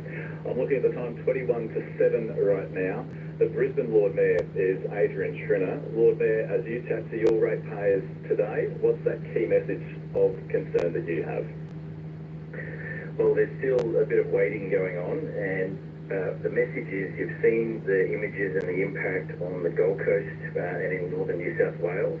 Don't assume that that's not coming for us, that it's coming for us as well. So they're slightly to the east of us, and that means they've been hit first. This is the sort of thing that is coming for Brisbane now, and so progressively throughout the day, the winds will continue to gear up. We'll get some more rain. And then obviously there's the potential for trees and branches to come down, power outages throughout the day and into tomorrow. The scale of this weather system is incredible. There are potentially between 2 and 3 million people in this whole region that are impacted, and so unlike the normal sort of storms that come through Brisbane that tend to be isolated, this is a huge weather pattern, and so it's moving progressively through, it's moving slowly through, but we've had the opportunity to see a preview on the Gold Coast and in northern New South Wales, so take it seriously still. Don't think that we're out of the woods, we're definitely not. The other thing is rain. The rain, the majority of the rainfall will come tomorrow, and it comes on the tail end of the cyclone, and so as the windy period, gale force wind comes through, following that then comes the heavy rain. And so we're seeing, Albert and Logan River was mentioned as a risk for flooding. This is expected to move up through Brisbane as well over the next 24 hours or so. Now, I know sandbags were flying out again yesterday. There were long lines. Let's just confirm, those sandbag stations, they've now closed? Yeah, that's right. And so the TIPs, or the Resource Recovery Centres, are closed, the sandbag stations are closed, and we're encouraging people to limit any travel today. As always, the safest place for you is in your home. If you are one of those residents that is in a flood zone and concerned about staying in your home, the Premier has been very clear. Seek accommodation with friends and family if possible. Seek alternative accommodation. If not, there are refuge centres across southeast Queensland that you can go to, and each council has details on their website. Ours in Brisbane is in a central location in the R&A showgrounds. Last information I was given, there was only a dozen people there, but obviously we expect that demand to grow during the day as things wind up with the wind. Yeah, R&A Showgrounds, you've got the Sleeman Centre at Chandler, the Kedron Sports Club at Chermside. Well, those ones, just to be clear, they're ones will activate if there's a demand issue at R&A. Okay. So they're not open at the moment, but they're backup locations if R&A gets full. Is R&A still open? Because I have heard reports something about the doors were closing at midday yesterday. So what's happening? No. That's not correct. Obviously, during the peak of the storm, the eye of the cyclone, we're closing the doors, but that hasn't happened yet. So that information was outdated based on the before the cyclone slowed down. So yeah. Now that, like you say, you're very concerned about the flood risk, there was earlier modelling this week of about 20,000 homes that could be affected by the storm surge along with flooding rain. Some of those rainfall forecasts have been increased. Is there any update to that flood modelling, Lord Mayor? Yeah, so we always have the latest information on our website. So even if you've checked it once already in the last few days, make sure you do check it again. There has been some slight changes, not a major change. So there's been a change of around 850 properties in the latest round of models. So there's an increase in the flood risk for 850 properties. So we're still around that 20,000. Whereabouts are those properties? Do you know? They're all over Brisbane. Okay. Different parts of Brisbane. Yeah. Rightio. So effectively an extension within the suburbs that we had listed off earlier in the week. But we're checking our flood modelling. Yes. And basically what we've seen in terms of the change is the rainfall estimates by the BOM have changed slightly. And so a couple of days ago they were sort of in the range of 130, 150 millimetres of rain in a 24-hour period, and now they've gone up to as much as 200 in a 24-hour period. And so we've adjusted our modelling based on the latest BOM information. Do you see any forced evacuations or will police be door knocking any further residents today, to your knowledge? There's a few people that you might have missed over the last couple of days, but they have covered all of the highest risk areas right across southeast Queensland. There's been a lot of police out doing a wonderful job. They've been door knocking. If they've missed people, they've left a note in the letterbox. So please, if you're in those areas, check your letterbox. The police may have been around while you were out. But the feedback from the police was that we received was that no one in those areas was particularly surprised. They were aware of the risk, and they checked out all of the warnings, they checked out the mapping. So most people were well aware of the risk. Lord Mayor, we know you have to go. Thank you so much for your time, and we'll no doubt catch up with you again. Okay, thanks to both of you. Lord Mayor Adrian Schrinner there, and yes, disaster.qld.gov.au, you can hop on there and you can then go to the council information, any council area for that mapping. Yeah, or to your local council website for that. A similar flood mapping and updates you'd expect to be done by other councils around the southeast Queensland area. We'll go to the Mayor of the Redland City Council, Josh Mitchell, just in a TQ on 6. Almost there. 6:45 the time. Your calls on 1300 222 612. Keep them coming through. Questions as well on 04679 22 612. Oh man. Queensland Day, the crystal ball is due to call in about 20 This is and another update from the it's getting real now, guys. It's so scary. ABC Radio Brisbane. I'll show you what I've done in a minute. Cyclone Alfred.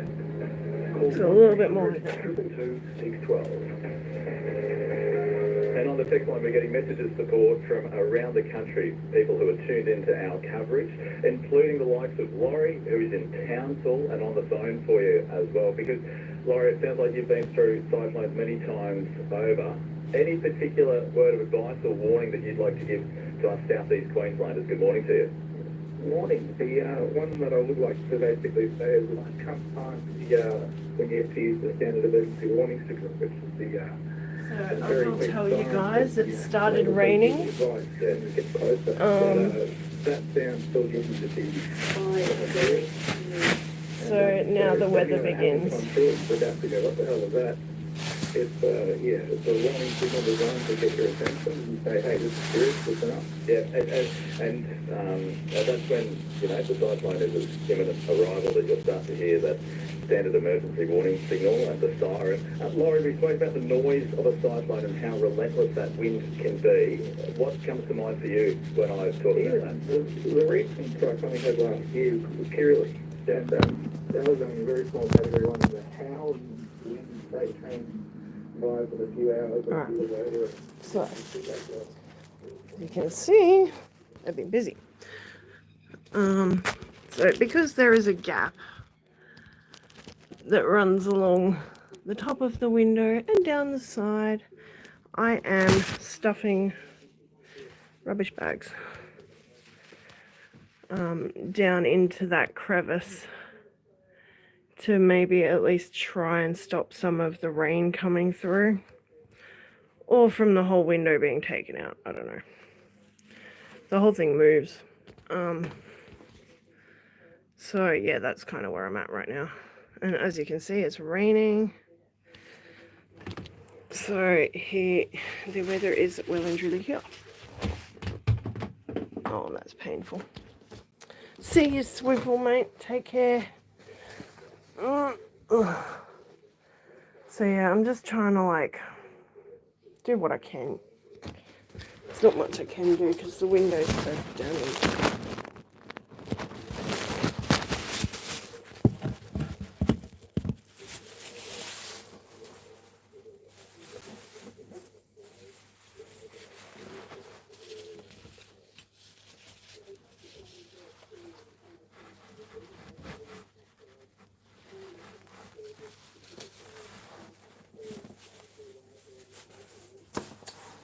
Really, I'm just gonna drop everything.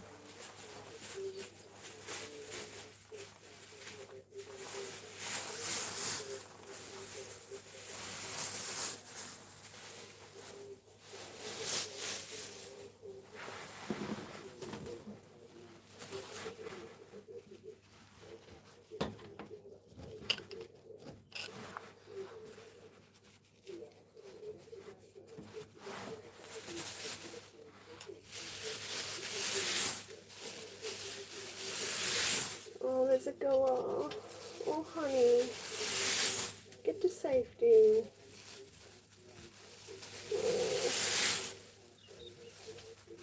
Oh, poor baby's been blown off course. Oh, sweet thing. Find your people.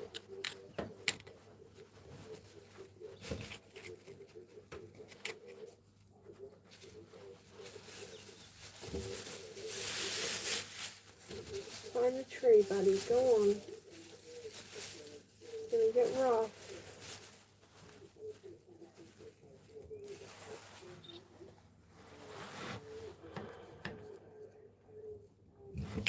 You guys call them like rose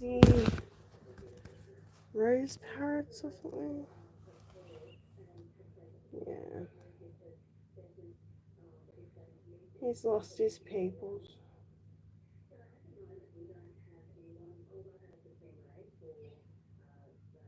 Calling and listening right now.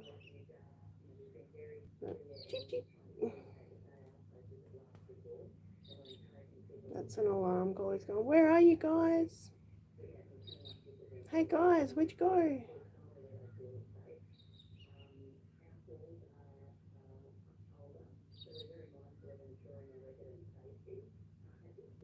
And they really have incredible hearing. Oh look, there's his mate.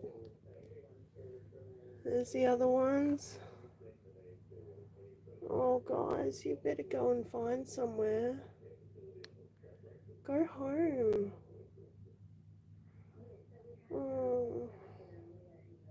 Yeah, we've been seeing it since last night, John.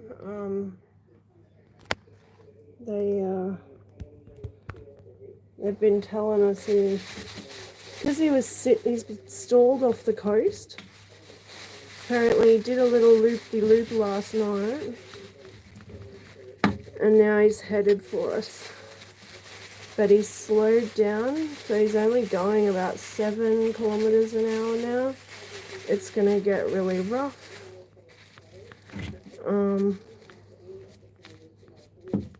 know, people have got to be prepared now for the worst.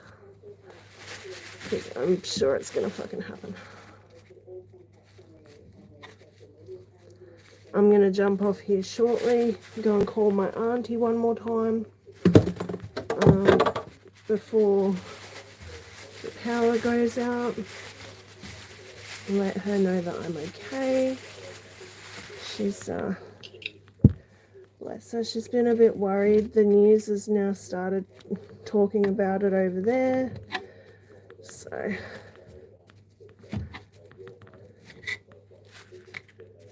I'm just trying to shore this place up as best I can. And hope for the best, hey?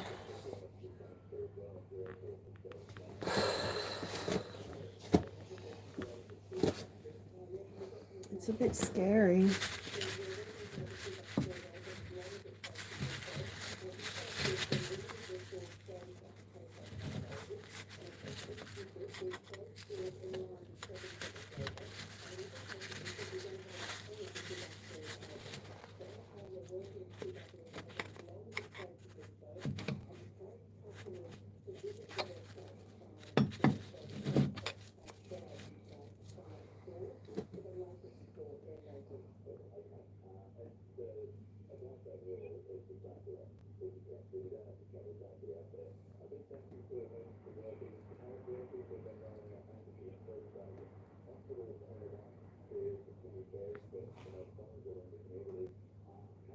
That's a little better. That's a little better. So I've just been stuffing plastic bag up and along.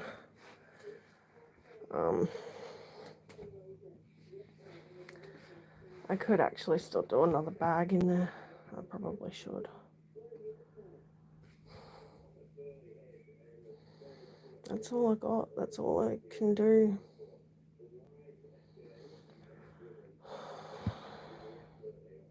Shift is almost over. I have to head out. No worries, John. Thanks for being here. I appreciate you. Like I said, I'm gonna be streaming now until I can't anymore.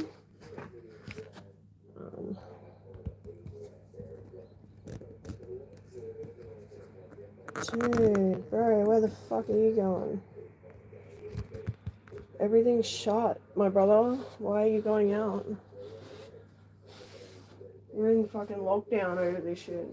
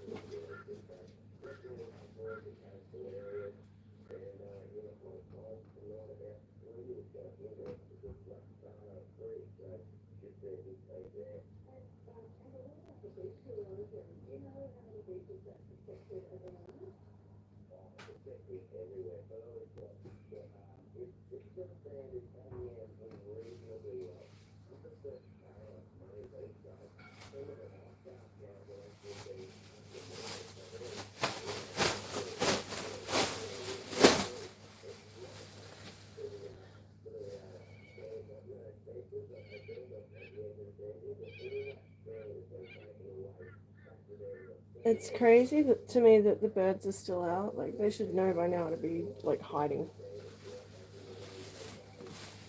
This is not normal weather.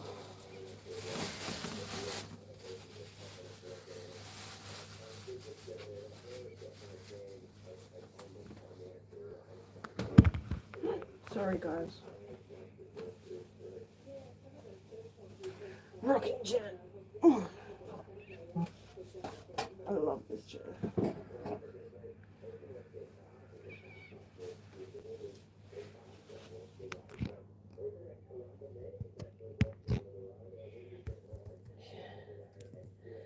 Oh, hi Christine. I'm okay. I'm a bit freaked out, as you can imagine. It's starting to rain now. And they're saying that he's gonna be here either tonight or tomorrow. Oh my god, what is that fucking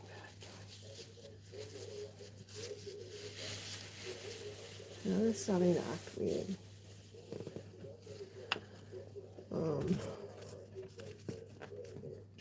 But I am just preparing as best I can with the time that I've got. Sorry, I'm in the middle of just doing final preps for stuff.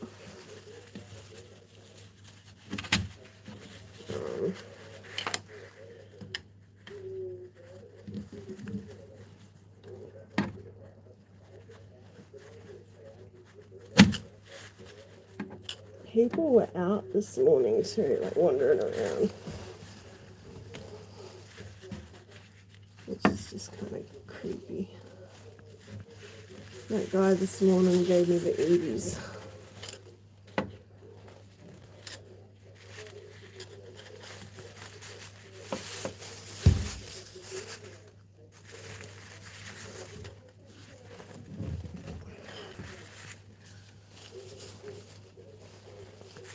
This is the best that I can do right now. What is it I can do? Like, oh, I'm just gonna go to the shops. Like, bro, there's nothing open. Where Where the fuck are you going, dude? No, nothing's open. Everyone's fucking sheltering. It cracks me right up. Unless he's going to like the vending machine or something.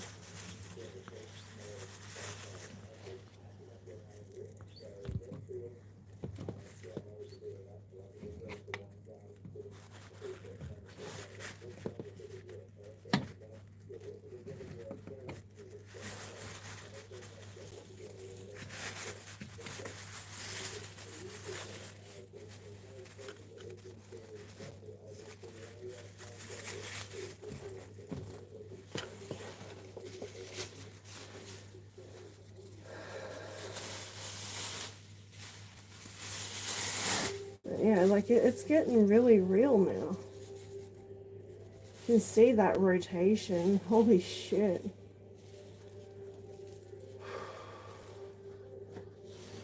I'm starting to freak. I gotta hold it together. I can do this.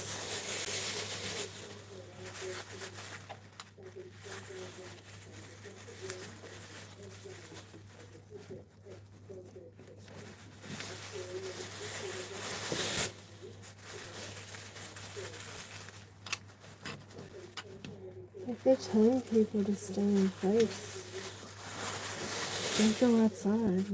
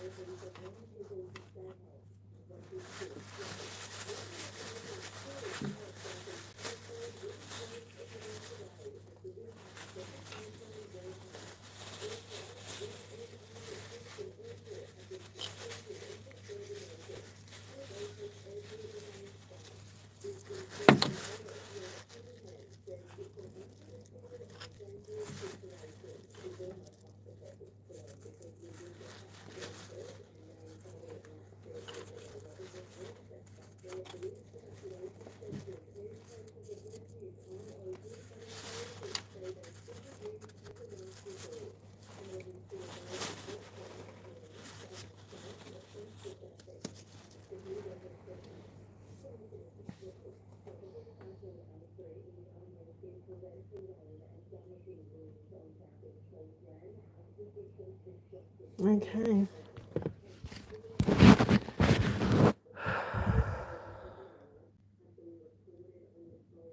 can see how fast it's moving. That's fucking scary. And this is nothing yet.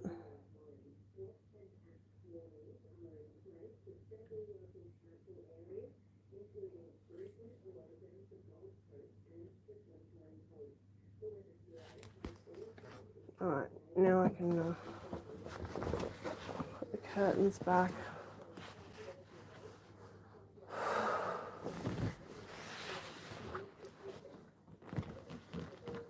Finish getting ready. See how that tree's getting thrashed already.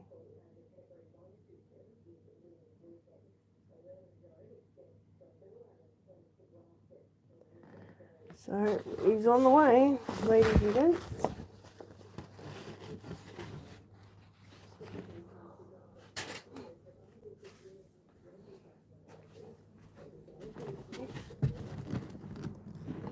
Yeah, it's really picking up now.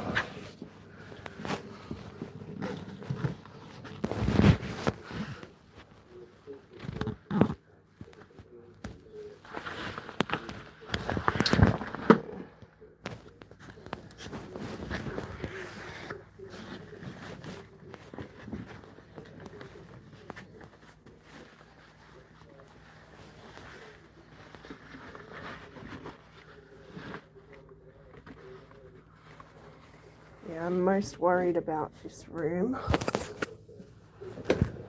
Just because of how unstable the wall is and the window. But, you know, what can I do? Honestly, seriously, fucking nothing.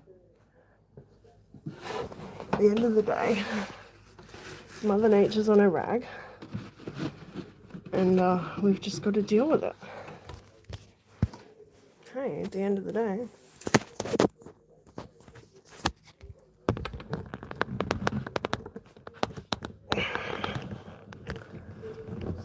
everything's off in there except for the power plant.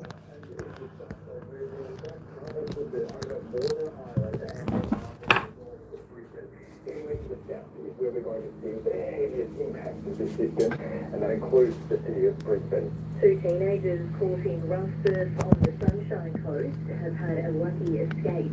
Emergency services were called to report 2 swimmers were struggling in the water on Sunshine Beach late yesterday. They were safely rescued and weren't injured. A hazardous surf warning remains in place for the Sunshine Coast. Brisbane City Council says places of refuge have been set up ahead of Alfred's arrival. That includes the RNA Showgrounds at Bowen Hills. Destructive winds are lashing the Gold Coast. More than 24,000 residents and businesses have lost power, as Cyan Valence reports. The rain's been coming down in sheets, and the wind's just been relentless. You can hear it whistling, sort of, luckily not shaking this building, but it has been shaking some homes, and we understand a number of trees have come down. There are also around 24,000 homes in the Gold Coast area without power, but authorities say at this point it is just too dangerous to try and repair those. People were warned about this, and that is why preparation was so important, that they would be collecting all of those supplies to withstand what could be days without power. Some island communities have also lost power. Energex spokesman Danny Donald says restoration works will take time. He's urged people to be patient. Belfast certainly starting to make itself felt to the point where on the Gold Coast and the southern Moreton Bay Islands now we can no longer respond. We have to wait now until it does pass, and then our crews will get out there. But right now, if you do not have power, please hold tight. But we will get there, but it's not going to be until probably Saturdays, maybe Sundays. Southeast Queensland charities have opened their doors to rough sleepers in need of refuge when tropical cyclone Alfred hits. Ariana Levy reports. Here in the South Brisbane, we are really feeling a lot of the weather sort of pick up. It's starting to rain, and then we have felt wind gusts all throughout this morning. But here at Emmanuel City Mission, it's just one of the dozens of safe havens that's really popped up across the city to provide accommodation and shelter through this event wherever possible, particularly for those who experience rough sleeping. This organisation its usual business hours are from 7 a.m. to 3 p.m. daily. That has now changed since Wednesday. They are open 24 hours a day now, and they're providing 3 hot meals a day to anyone that needs it. They're also providing showers and a place for people to be able to sleep. Brisbane City Council says places of refuge have been set up ahead of Alfred's arrival. The RNA Showgrounds at Bowen Hills, the Kedra and Wavell Sports Club in Chermside, and Cleveland State High School are open to people who need to shelter. Deputy Mayor Fiona Cunningham says staying with family and friends should be the first option, but these facilities are also available. These are places of refuge throughout the storm peak activity. So when it is bearing down on our city, the place of refuge is to go if you are in one of the areas which has been identified on the map. Places of refuge have also been set up on the Gold Coast. You've got your With fucking the latest fountain, news mate. in sport, here's Chris Mitchell. Don't do it. Brisbane has opened its NRL campaign with a record-breaking win over the Sydney Roosters. Selwyn Cobbo scored a hat-trick as the Broncos won 50 points to 14. What are you doing, Their child? biggest ever Oh win my against God. the Roosters. New Broncos halfback Ben Hunt What's that drinking water, mate? Look, Top three in that game, the score I know. didn't reflect that, but it's very pleasing start of the season. the Sydney Leave Swans alone, and please. Hawthorn will launch the 2025 AFL season tonight. Sydney, the reigning minor premiers, face I don't a have to Hawks strain side that out had a fucking great fur finish from to last everything in the season. house. Brody Grundy and Tom Papley have both been passed fit for the Swans. New recruit Tom Barrett and No. Jack Butler are expected to line up for Hawthorn.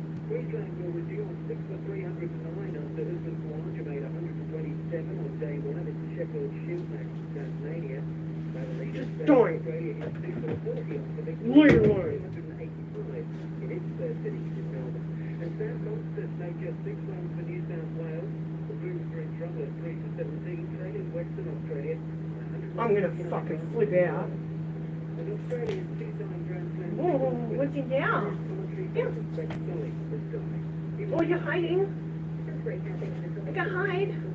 Southeast Queensland has been smashed by heavy rain and damaging winds. Yeah, hi. The cyclone Alfred edges closer to the coast. Huh? Car traffic is Yeah. Good girl. later tonight. Good hide. Early tomorrow morning. Weekend weather, partly cloudy in the southwest, and isolated to scattered showers elsewhere. Cairns 33, Townsville in the high 32, Rockhampton 38 degrees, Thunderbird 36, Mount Isa 41. In the southeast, widespread rain and showers, as well as isolated storms and heavy rainfall. Good girl. Surf and abnormally high tides. Yeah, you're hiding there. Good job. Possible damaging wind gusts, as well as Good girl. without the exposed coastal fringe.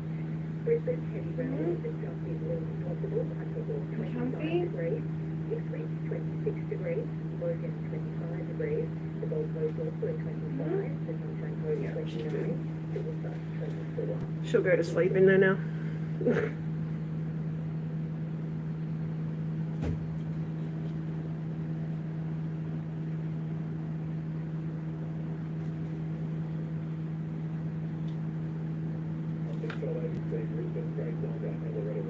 It is a Friday morning, the 7th of March. Having a few little technical problems, but we're bringing you the latest of what's happening with Cyclone Alfred, and give us your call 1300 222 612. We are on air. That is what counts and will be over the coming days. We're from our Cyclone studio, which has been set up at Spring Hill in the Brisbane CBD. We're in a hotel because our regular studios at South Bank, Brisbane, they are susceptible to flooding. So this is how we are getting to you. So Craig and we're sitting close together here. There's a little desk of buttons he's pushing. When they work, they're great. They're trying to push. And the girls are outside there with our text, but I can just tell you that Craig is...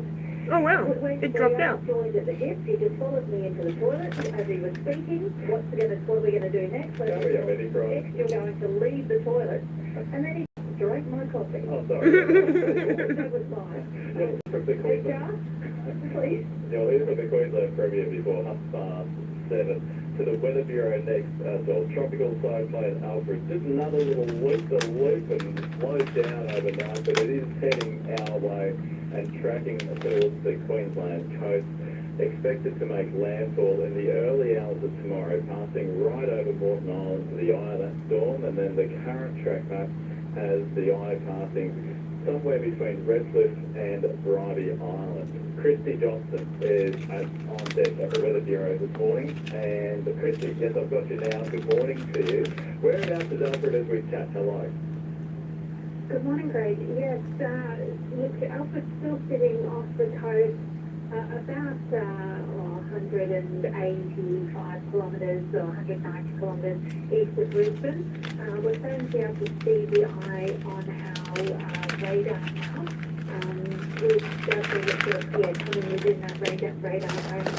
It should mean that our next update, from our next update of the track map, we should be going into hourly updates of that track map. So once we Yeah, can good see biggies. that properly on the radar and can be tracking it on radar, we tend to move to hourly updates. So yes, currently sitting off the shore, it's still pretty slow moving, but very slowly making its way towards the coast. Yeah, can you give us and our listeners a bit of a time frame? I know the Bribie and Redcliffe residents in particular are concerned that they might be first to feel the effects, and then when it will reach landfall. I know you've said later tonight, early Saturday morning. Any time that you can pinpoint? Look, it's pretty a little bit uncertain. There's two ways it can play out. Just because tropical cyclones, as probably many Queensland residents are aware, do tend to have a wonderful rain as they approach the coast. And our modelling is suggesting that Alfred might move towards the coast and then actually potentially stall just off the coast for a little bit before actually making its way across the island. Move back. And then on Back to up. the mainland. So, Back up. yeah, it is. We have seen that the track tends to wobble. It has wobbled a bit already, and it's likely to wobble a little bit further south and then move back up to the north. You can sort of see that reflected in the track map, that there may be further wobbles and changes in speed as it comes in on approach. So, yeah, the timing is quite tricky, but it does look like it'll be getting very close to the coast by this afternoon and into the evening. And so even if it hasn't quite crossed the coast sort of by tonight, we'll definitely be feeling the impact of those winds and also that heavy rainfall. But it does look like the most likely timing is that, reaching Moreton Island potentially around about sort of midnight, 1 a.m, and then moving across, Bribie Island and then across the mainland sort of through the early hours of Saturday morning. Okay, so still in darkness, effectively, is what you're saying at that particular time. It'll be the noise of the wind that you'll hear, and that'll be quite relentless for a number of hours until the eye passes over, and then this sort of calm descends. But don't go out at that time, because within hours, you'll see wind start to turn around from the other direction. That's a key point to mention for us too, Christy, isn't it? Yeah, that's very true. I mean, it can be very deceiving. We are expecting a pretty horrible night really tonight with those winds, and it's going to be really loud, as you mentioned. A lot of bangs and crashes and debris being thrown around. So definitely stay inside when the ice comes through and things feel like they've eased off. I mean, hopefully being overnight, people will stay inside, but please don't go outside, because you're right, the winds will pick up as the other eye wall approaches, and all that debris that's been thrown around in one direction will come flying back in the other direction. So yes, very, very dangerous to go outside overnight. Very, just asking everyone to stay inside, stay safe. Try and get lots of sleep we can. Yeah, exactly right. And you have certainly seen the effects of some of that rainfall already on the New South Wales north coast when you look at the radar over the last couple of hours. For us, that's heading our way as the day unfolds. With it stalling off the coast, does that increase that risk of flood potential with this system, Christy? Look, it does. The fact that this has been and does look like it will continue to be a very slow-moving system, that does increase that flood risk, just because that heavy rain can stay over one area for even longer when the cyclone is slow-moving. So we are definitely talking about significant heavy to locally intense rainfall. So that's talking about potential for in some places to even see 150 to 250 millimetres over the course of 6 hours. And with that sort of intense rainfall, it will mean that the rivers and creeks and streams will rise really rapidly. So obviously we've got lots of flood watches. We've already got a flood warning out for the Logan River for some potential major flooding in perhaps later today. We've got, concern about inundation of coastal areas. So with the really big waves and the storm surge, we're going to see potential for flooding of low-lying areas, as well as that coastal erosion that we've already seen. But also with that water being pushed on shore, particularly south of the centre of the cyclone, it will make it very hard for the rivers and the streams to empty into the ocean, so water can back up the rivers, as well as all the rain that's falling further upstream and trying to come downstream. So very significant flood situation possibly with this system, particularly as we move through tonight or this evening and into tomorrow as well. Thanks so much for the update, Christy. I know we'll come back to you in an hour's time for more detail on the track of Tropical Cyclone Alfred. Christy Johnson, head of the Bureau of Meteorology, her and the whole team are keeping you up to date here on 612 ABC Brisbane. And go to the radar right now, zoom out to about that 256k loop. You can certainly see the rain bands of Alfred starting to affect the coast and the circulation around the eye of the system. It's 17 past 7. I want to go to Chris Graham at Energex now, because quite a few power outages and some questions from our listeners. Chris, firstly, just a look at the power outages. What have we got around the place at the moment? Yeah, hi Loretta. So we've had an increase in the last hour, so we're at about 32,900 customers now. So we're continuing to see wind-borne debris and damage increasing. And the majority of those are still around that Gold Coast, Brisbane South sort of area. And what about the Moreton Bay Islands, like Curiosities? There's no power there at all, as I understand it. Have I got that right? Yeah, there's Curiosities certainly been affected. We did manage to get a crew across there late last night. We continue to monitor the situation moment by moment, and when there's any safe opportunity, we do try and respond. But the safe windows have now closed again. So we did get some crews there. We did restore some supply, and a couple of hours later after that, they lost supply again. So it's going to be that sort of challenge all the way through. We're also had to stop our crews responding on the Gold Coast for the same reason. Safety of our crews and the public is paramount, and the weather conditions have just been a bit too treacherous so far. Chris, I've got a couple of questions from listeners which I want to put to you. Firstly, Monica, she She says, can you provide us with advice about what to do about our solar and other appliances? Yeah, there's been a lot of questions about the solar. So we've never had a cyclone, well, 50 years since we had a cyclone in South East, and we didn't have solar back then. So what we're saying is, as a precaution, we're asking people to just turn their system off from the AC system. We're safe and confident to do so, and they need to follow the shutdown procedure. Now, the reasons that we're suggesting this is there could be any type of damage to the roof structure or to the system during this, and we're also expecting some significant rain and flash flooding impacts as well. Most insurance companies recommend the same thing, and the electric Wow, that just did that also itself. been recommending to where you're safe to turn to proactively shut down those solar systems. So if you've got any questions, talk to your installer. They'll be able to give you advice about your specific system.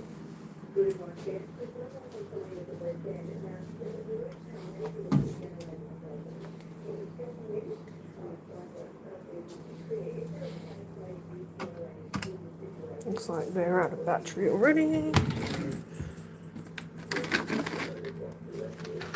Double A's.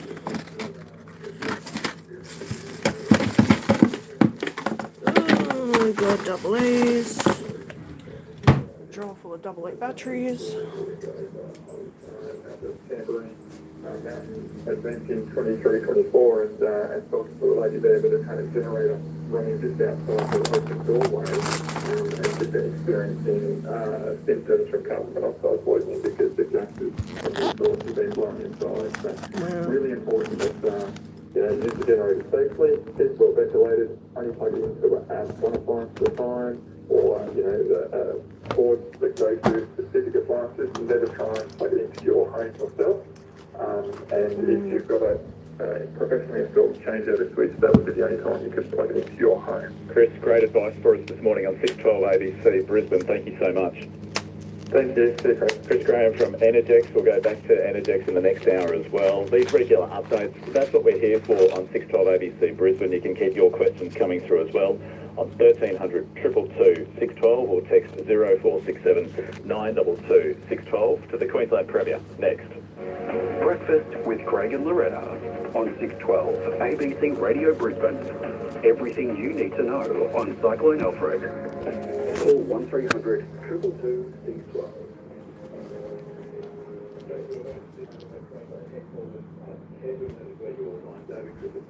Today, Premier, good morning to you. Good morning, Craig. Alfred really is just teasing us another loop-the-loop last night. Very slow moving, but it sounds like that is really going to increase the flood risk. Is that your key area of concern now?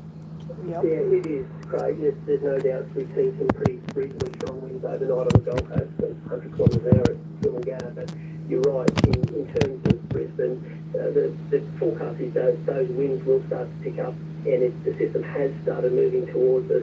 But you're right, often what happens when these things get close to the coast, that zone, that eye tightens. This one remains really, really broad. Now, what that means is the prospect of it lingering and having some big rainfalls over the next few days are real. So the message remains, and Council's done a really good job in getting those flood mapping and storm surge overlays, so people can get on the disaster.qld.gov website and then click on Brisbane City Council, and you'll actually see your property if it's in that zone. Now, many residents in Brisbane know that. They handle those creek and river floods really, really well. But just if you've got someone who's new to the street, just go and tap on the door and let them know what's there. But you're right, it's that prospect of those big falls, several hundred millimetres across a few days, that is a real challenge. Now, that doesn't mean that over the course of the next 24 hours that you shouldn't be taking the wind speed seriously, because it's still a Category 2 system, and whilst it's likely that it will start to slow as it goes over those islands, that's still some significant winds. That's nothing to be sneezed at. Make sure that there's not that stuff flying around your house. But you are right, Craig, it's that next, for Brisbane, it's that next bit of that rainfall that we're really, really keeping an eye on. Yeah, you were saying yesterday, Premier, to tell people to prepare now for flooding.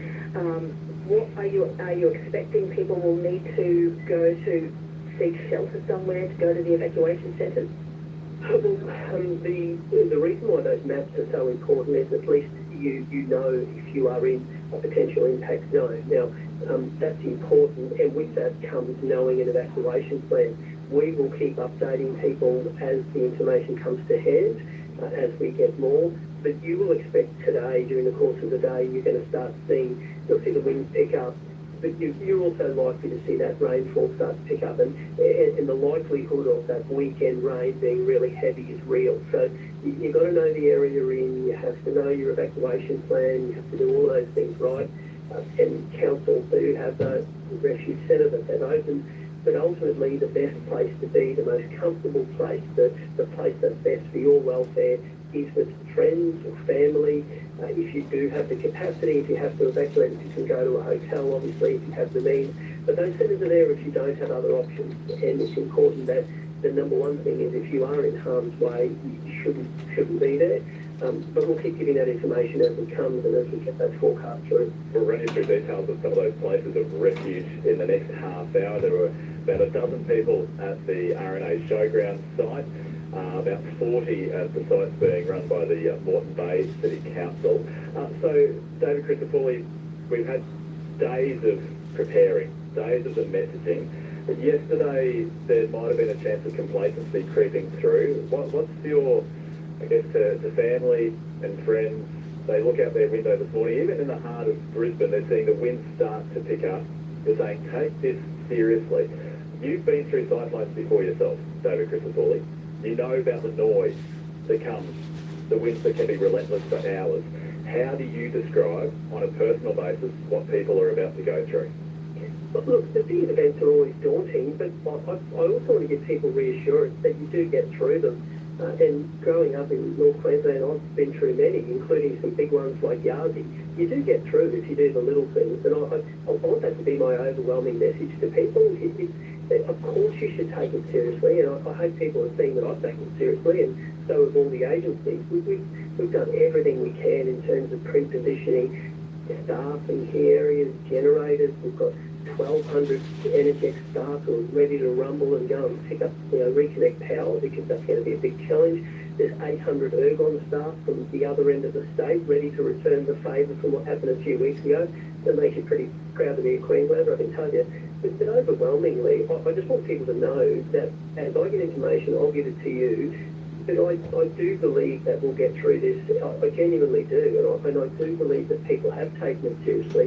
And you're right, yesterday it was, in my mind, effectively gave us another day that we thought we'd be bunkering down.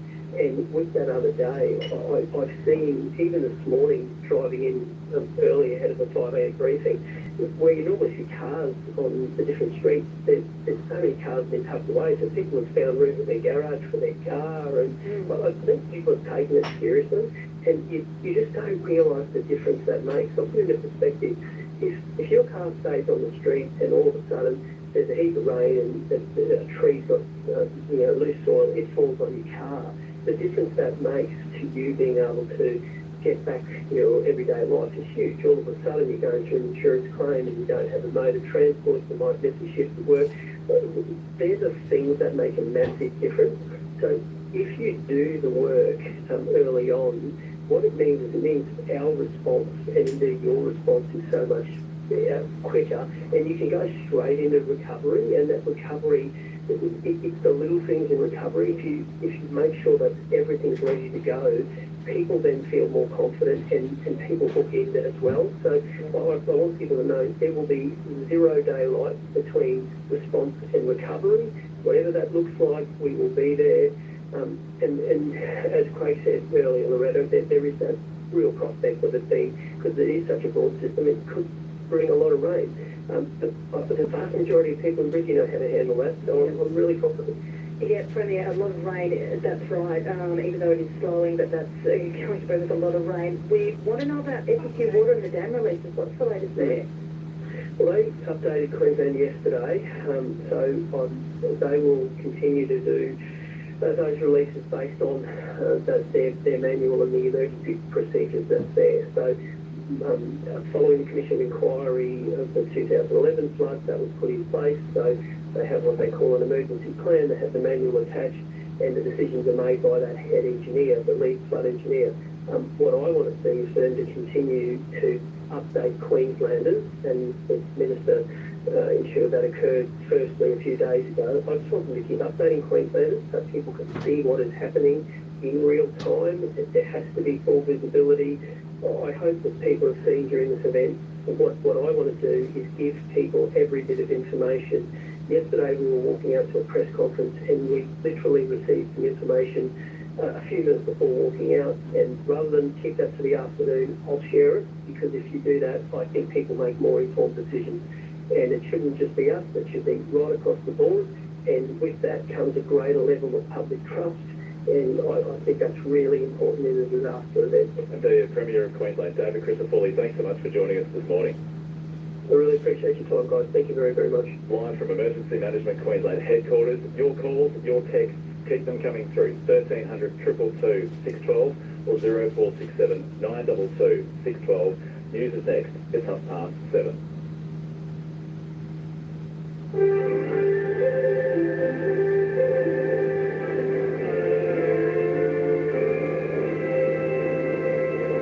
ABC News, good morning. I'm Kira Jones. Severe weather is ramping up in southeast Queensland and northern New South Wales as tropical cyclone Alfred closes in on the coast. It's due to make landfall north of Brisbane later tonight or tomorrow, as Paulie Shemicki reports. The system is moving at a sluggish speed, which has authorities concerned heavy rain, flooding and strong winds will persist for longer. Already wind gusts of 130 kilometres per hour have been detected at the centre of Alfred, which is about 195 kilometres east of Brisbane. The cyclone is expected to cross the coast as a Category 2, although there's a chance it could weaken to a Category 1. The warning zone stretches from Double Island Point in Queensland south to Ballina in New South Wales. Senior forecaster Christy Johnson says heavy rainfall is expected to become more widespread across the southeast from this afternoon. We are still seeing sustained winds up around 95 kilometres an hour, which does suggest wind gusts up around 130 kilometres an hour. It'll be those conditions that we're used to seeing for 20 minutes or so at a time in the sunspot, that very heavy rainfall, that very strong gusty wind, but potentially sustained for 6 hours or more. Premier David Crisafulli has taken aim at Queensland, putting emergency services at risk by venturing into the water. He says the surf is incredibly dangerous. There's someone out on a jet ski who had to be rescued. I would rather to see that emergency services worker be able to go and knock on someone's door and talk to them about preparation than go and have to get somebody. So I'm going to show you what we're looking at, what we're facing at the moment. The Gold Coast is being lashed by intense rain and destructive winds. Oops. Oh, that's not good. At least I saved the radio, right?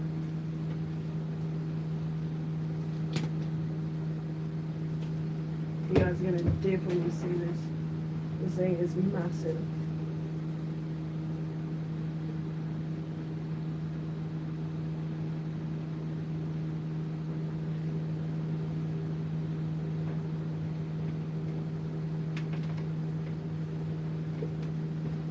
$1,000. More than 24,000 residents and businesses have lost power on the Gold Coast.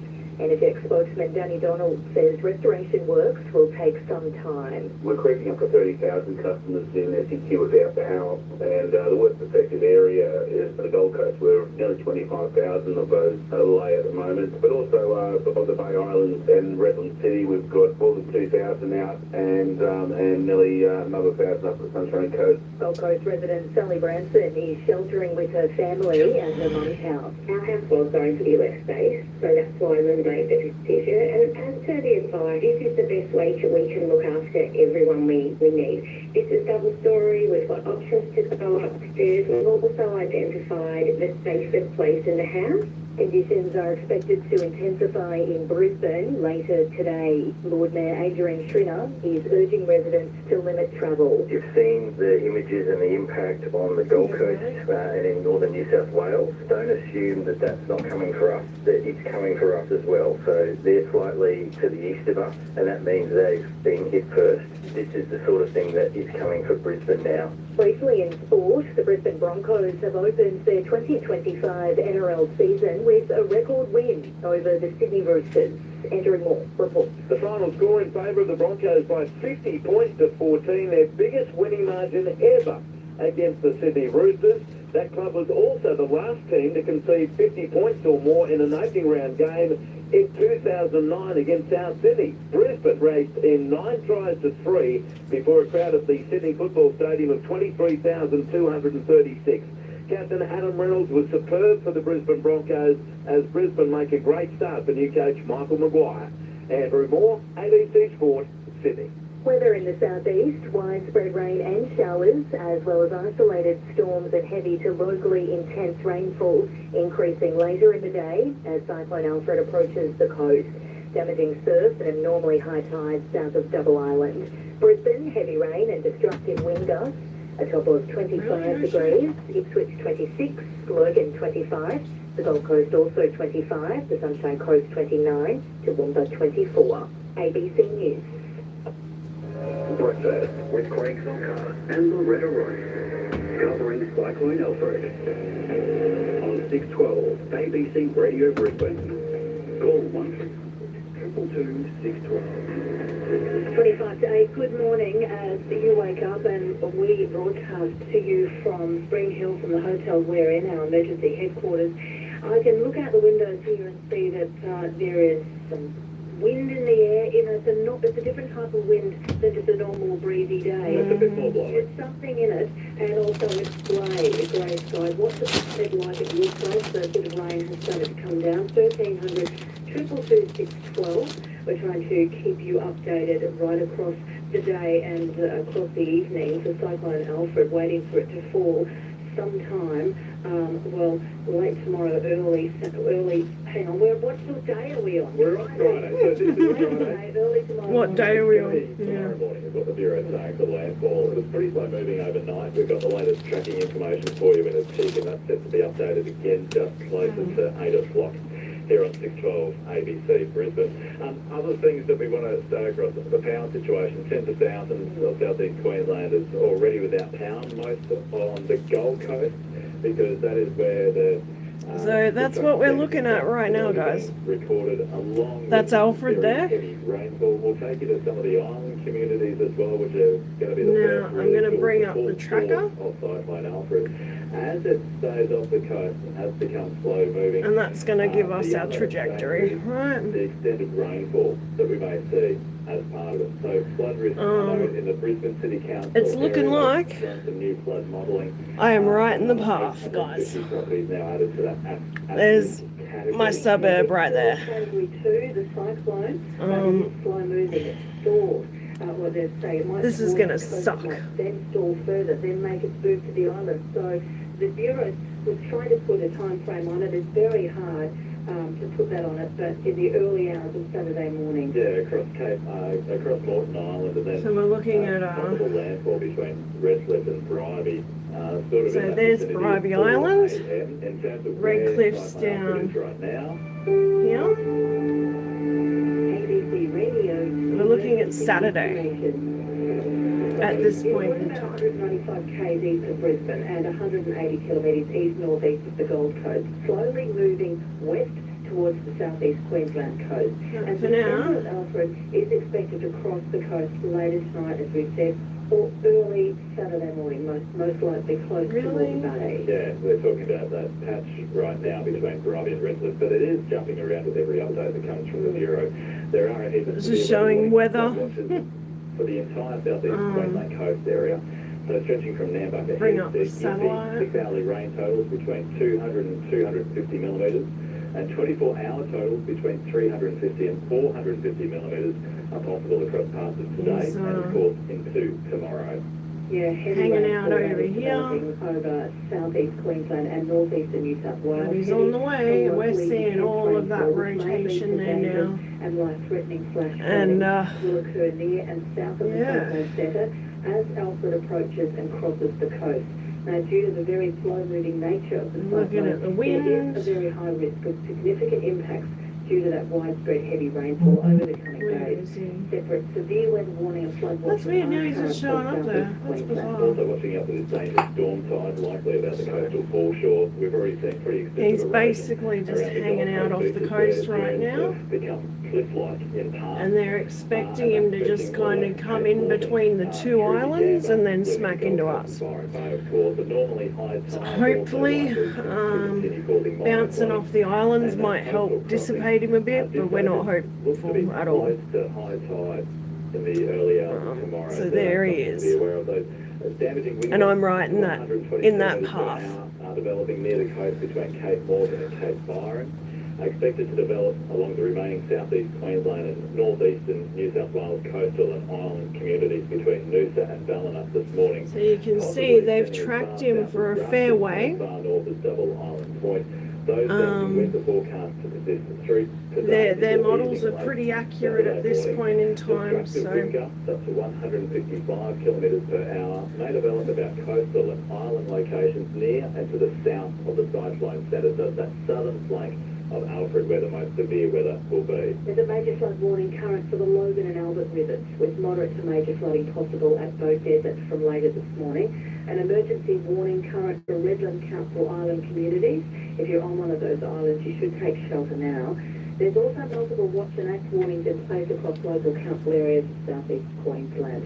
So we'll keep you updated on that. that's what we're looking at right now, guys.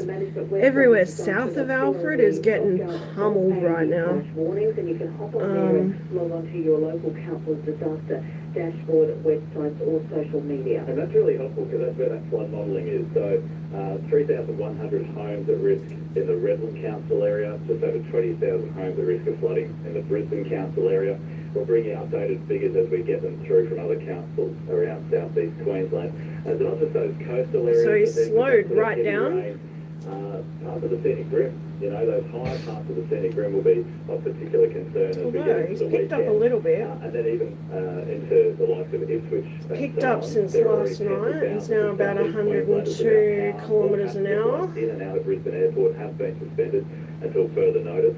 And a big shout out to healthcare staff and other emergency workers. In fact, the health minister due to call in sometime in the next 5 minutes for an update on hospitals and health services. We've heard from supermarkets, because some of you were asking about that. We were from Coles. Coles say they're working hard to keep their stores open as long as is safe to do so, and at this stage they're seeing individual stores closed on a case-by-case basis.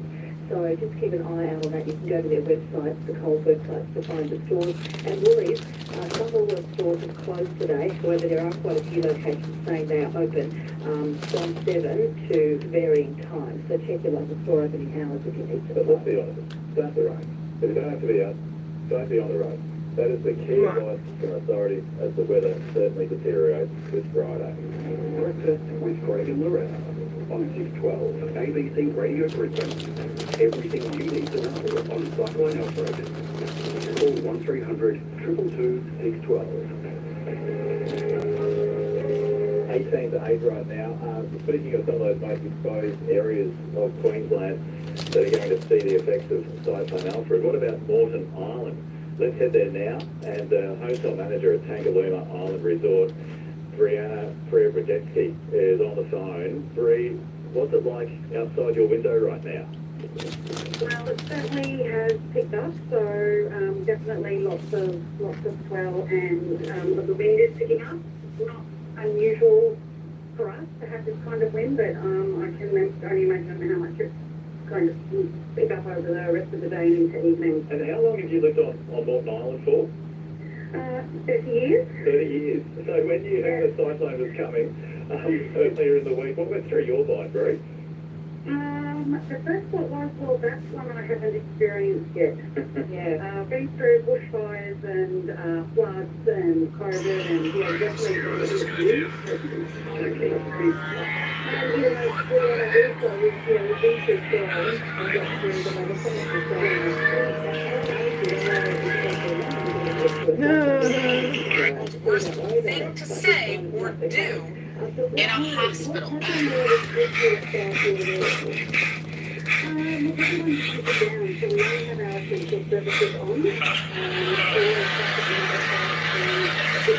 Try them out.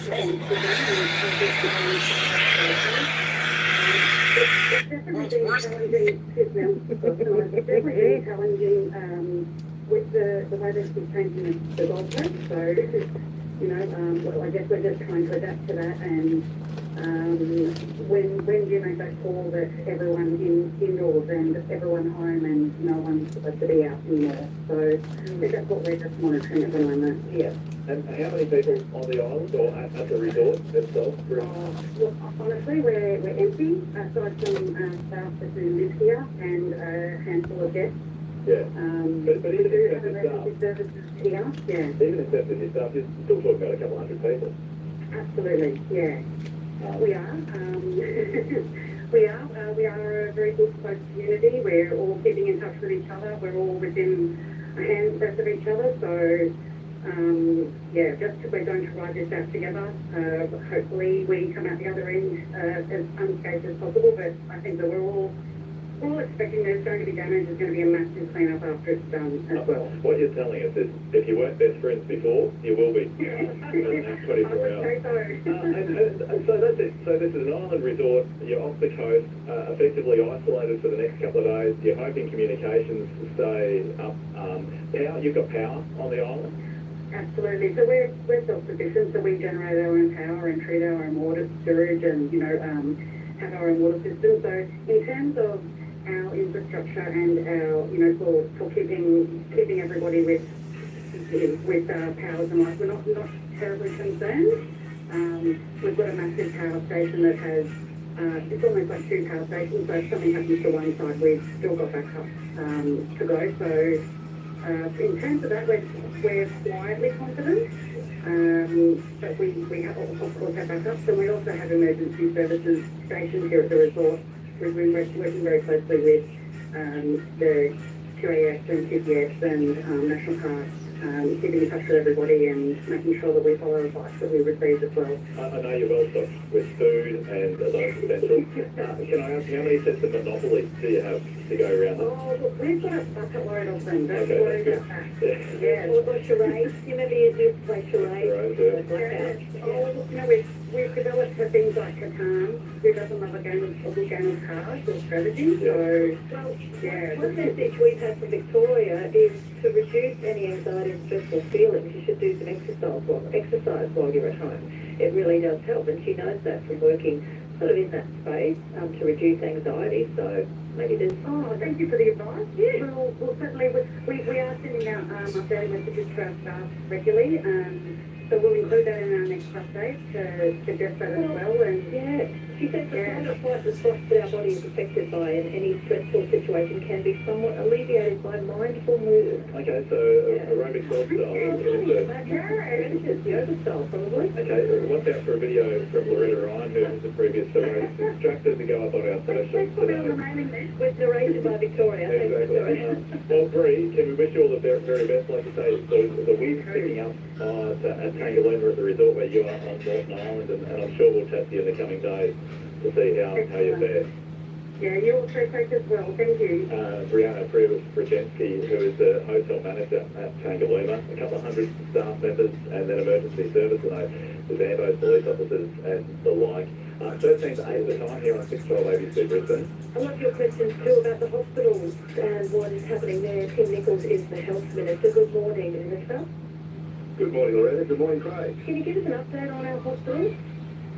Well, yes, we all planned care has been cancelled for Thursday and Friday, so that means elective surgery, outpatients, those types of appointments have all been cancelled for Thursday and Friday, and we'll reassess that tomorrow morning. People who had planned surgery or surgery planned for those days will be contacted directly by the HHS, the hospital that they were proposing to go to. We've closed a couple of centres, so we've closed both the Sugan and Redland satellite health centres. They're both in flood zones or areas that are likely to be flood affected, so we've had to close those ones as a precaution, both for patients and staff safety. So they're going to be closed, and a number of the smaller health centres on the south side are also being closed. We've got staff rostered on. I want to thank our hard-working staff. We had 25 people camped overnight at the Metro South facilities, and 30 of the children's health facilities, and more are being planned so that our hospitals will be fully staffed. Our hospitals, our major hospitals, have built-in redundancies for power, so we've topped up all of the fuel for all the generators there so that we're well situated for any emergencies that come through. We're making sure there's adequate supplies of everything. Everything you can think of, from bed linen through to medical supplies and prescription drugs and those types of things. So there's quite an elaborate emergency command centre set up in Queensland Health to manage these types of issues. And Minister, what is your advice to people who may be at home, during the storm, but they do become ill, they need some help? Do they firstly ring 13 Health? What would your advice be? Yeah, so, well, firstly, I want to say thanks for everyone for taking it seriously. It's been a long haul, but we still need to take it seriously. And so a big thank you to everyone for their perseverance, their patience and their preparation. As always, if you have an emergency, call 000. But we have our virtual emergency care service. It's now operating 24 hours a day to provide care. You can go onto the Queensland Health website. We've got contact details there. Virtual emergency care staffed by specialist clinicians can treat a range of emergency conditions virtually. You can also call 13 Health, that's 13432584, and 13 Health for health advice, for immediate health advice if it's non-urgent.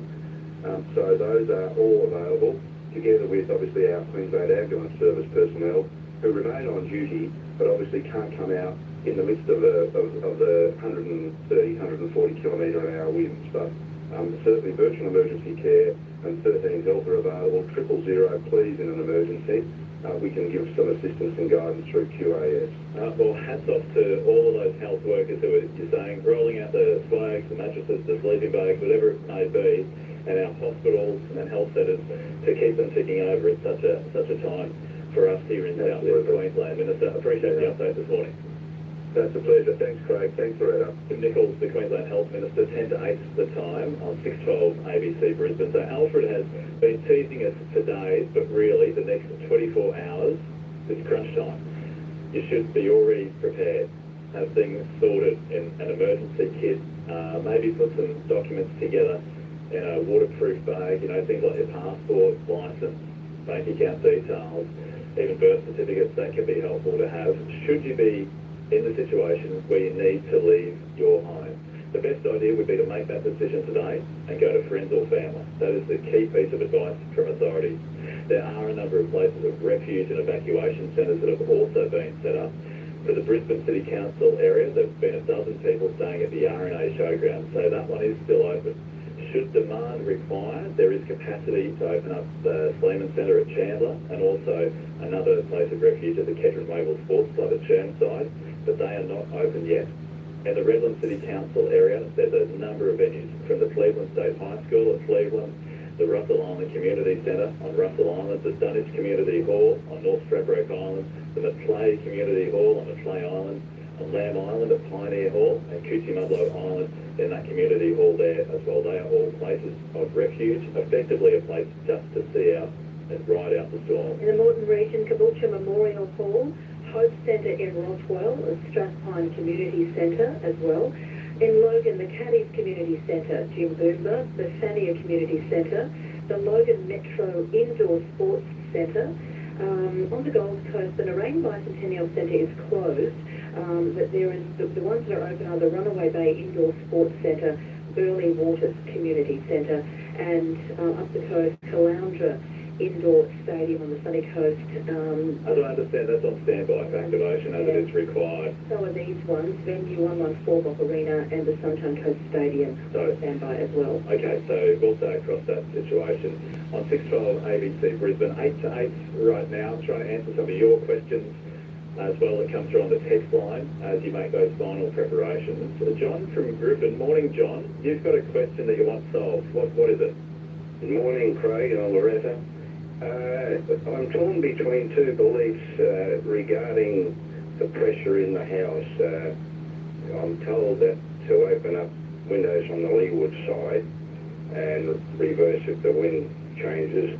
Now, I was also told to keep all the windows closed, and my belief would be to have the pressure inside is the same as outside. It got me Confused. in a quandary.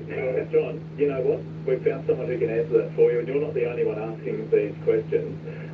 Hanging on the line is Dr. David Henderson. He's the Chief Engineer of the Cyclone Testing Station at James Cook University.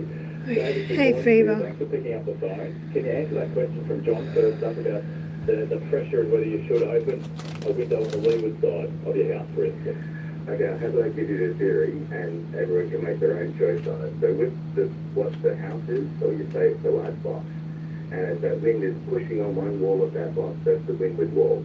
As the wind goes up over the roof, at the top of the box, huge amount of suction to try to lift your whole house up by its roof, and you've got some suction on the leeward wall as well.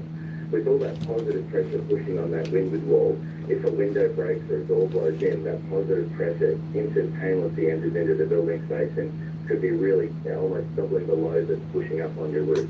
So you now got load from the inside as well as the outside. The theory of having just a window, not all, just a window, ajar, the casement, or open, split open if it's a sliding glass window, is that it may help reduce some of that huge build-up of pressure. So that's where the theory comes from. It could be seen as a bit of a pressure relief, if you like, through that. Okay. The other side of it, Yes. sorry. Yeah. Yeah, keep going. Well, the other side is that you've got an opening in your building that if the wind changes direction or other things, or you don't close that window in time by that aspect with it, you've now got an opening that you pressurize your building with it. So that's a really downside. And one of the things with cyclones or these very severe wind events is that we get a lot of debris flying around. And that debris flying can break our windows, glass, and what you don't want to be doing is moving around in a storm and be potential target for a broken glass or something coming through a window, which is also why they say in those cases, they say shelter in your smallest room, in your corridor, things like that. That's interesting because Marie wanted to know about that. Is it the smallest room? What room is that? So typically they talk about smallest room being like a bathroom or adjacent corridor, those things. So the couple of things that you're really looking for is a room that may have no external windows.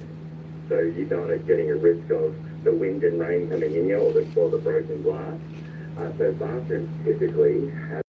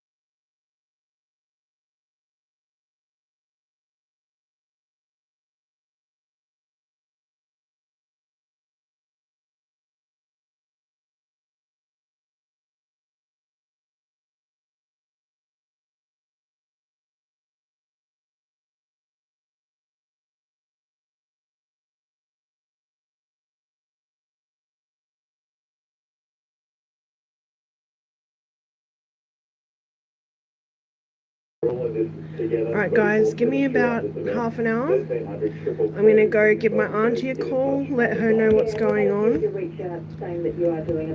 and I'll get back with you real soon, as soon as I can. Thanks for sticking with me, thanks for being here. I'll be back.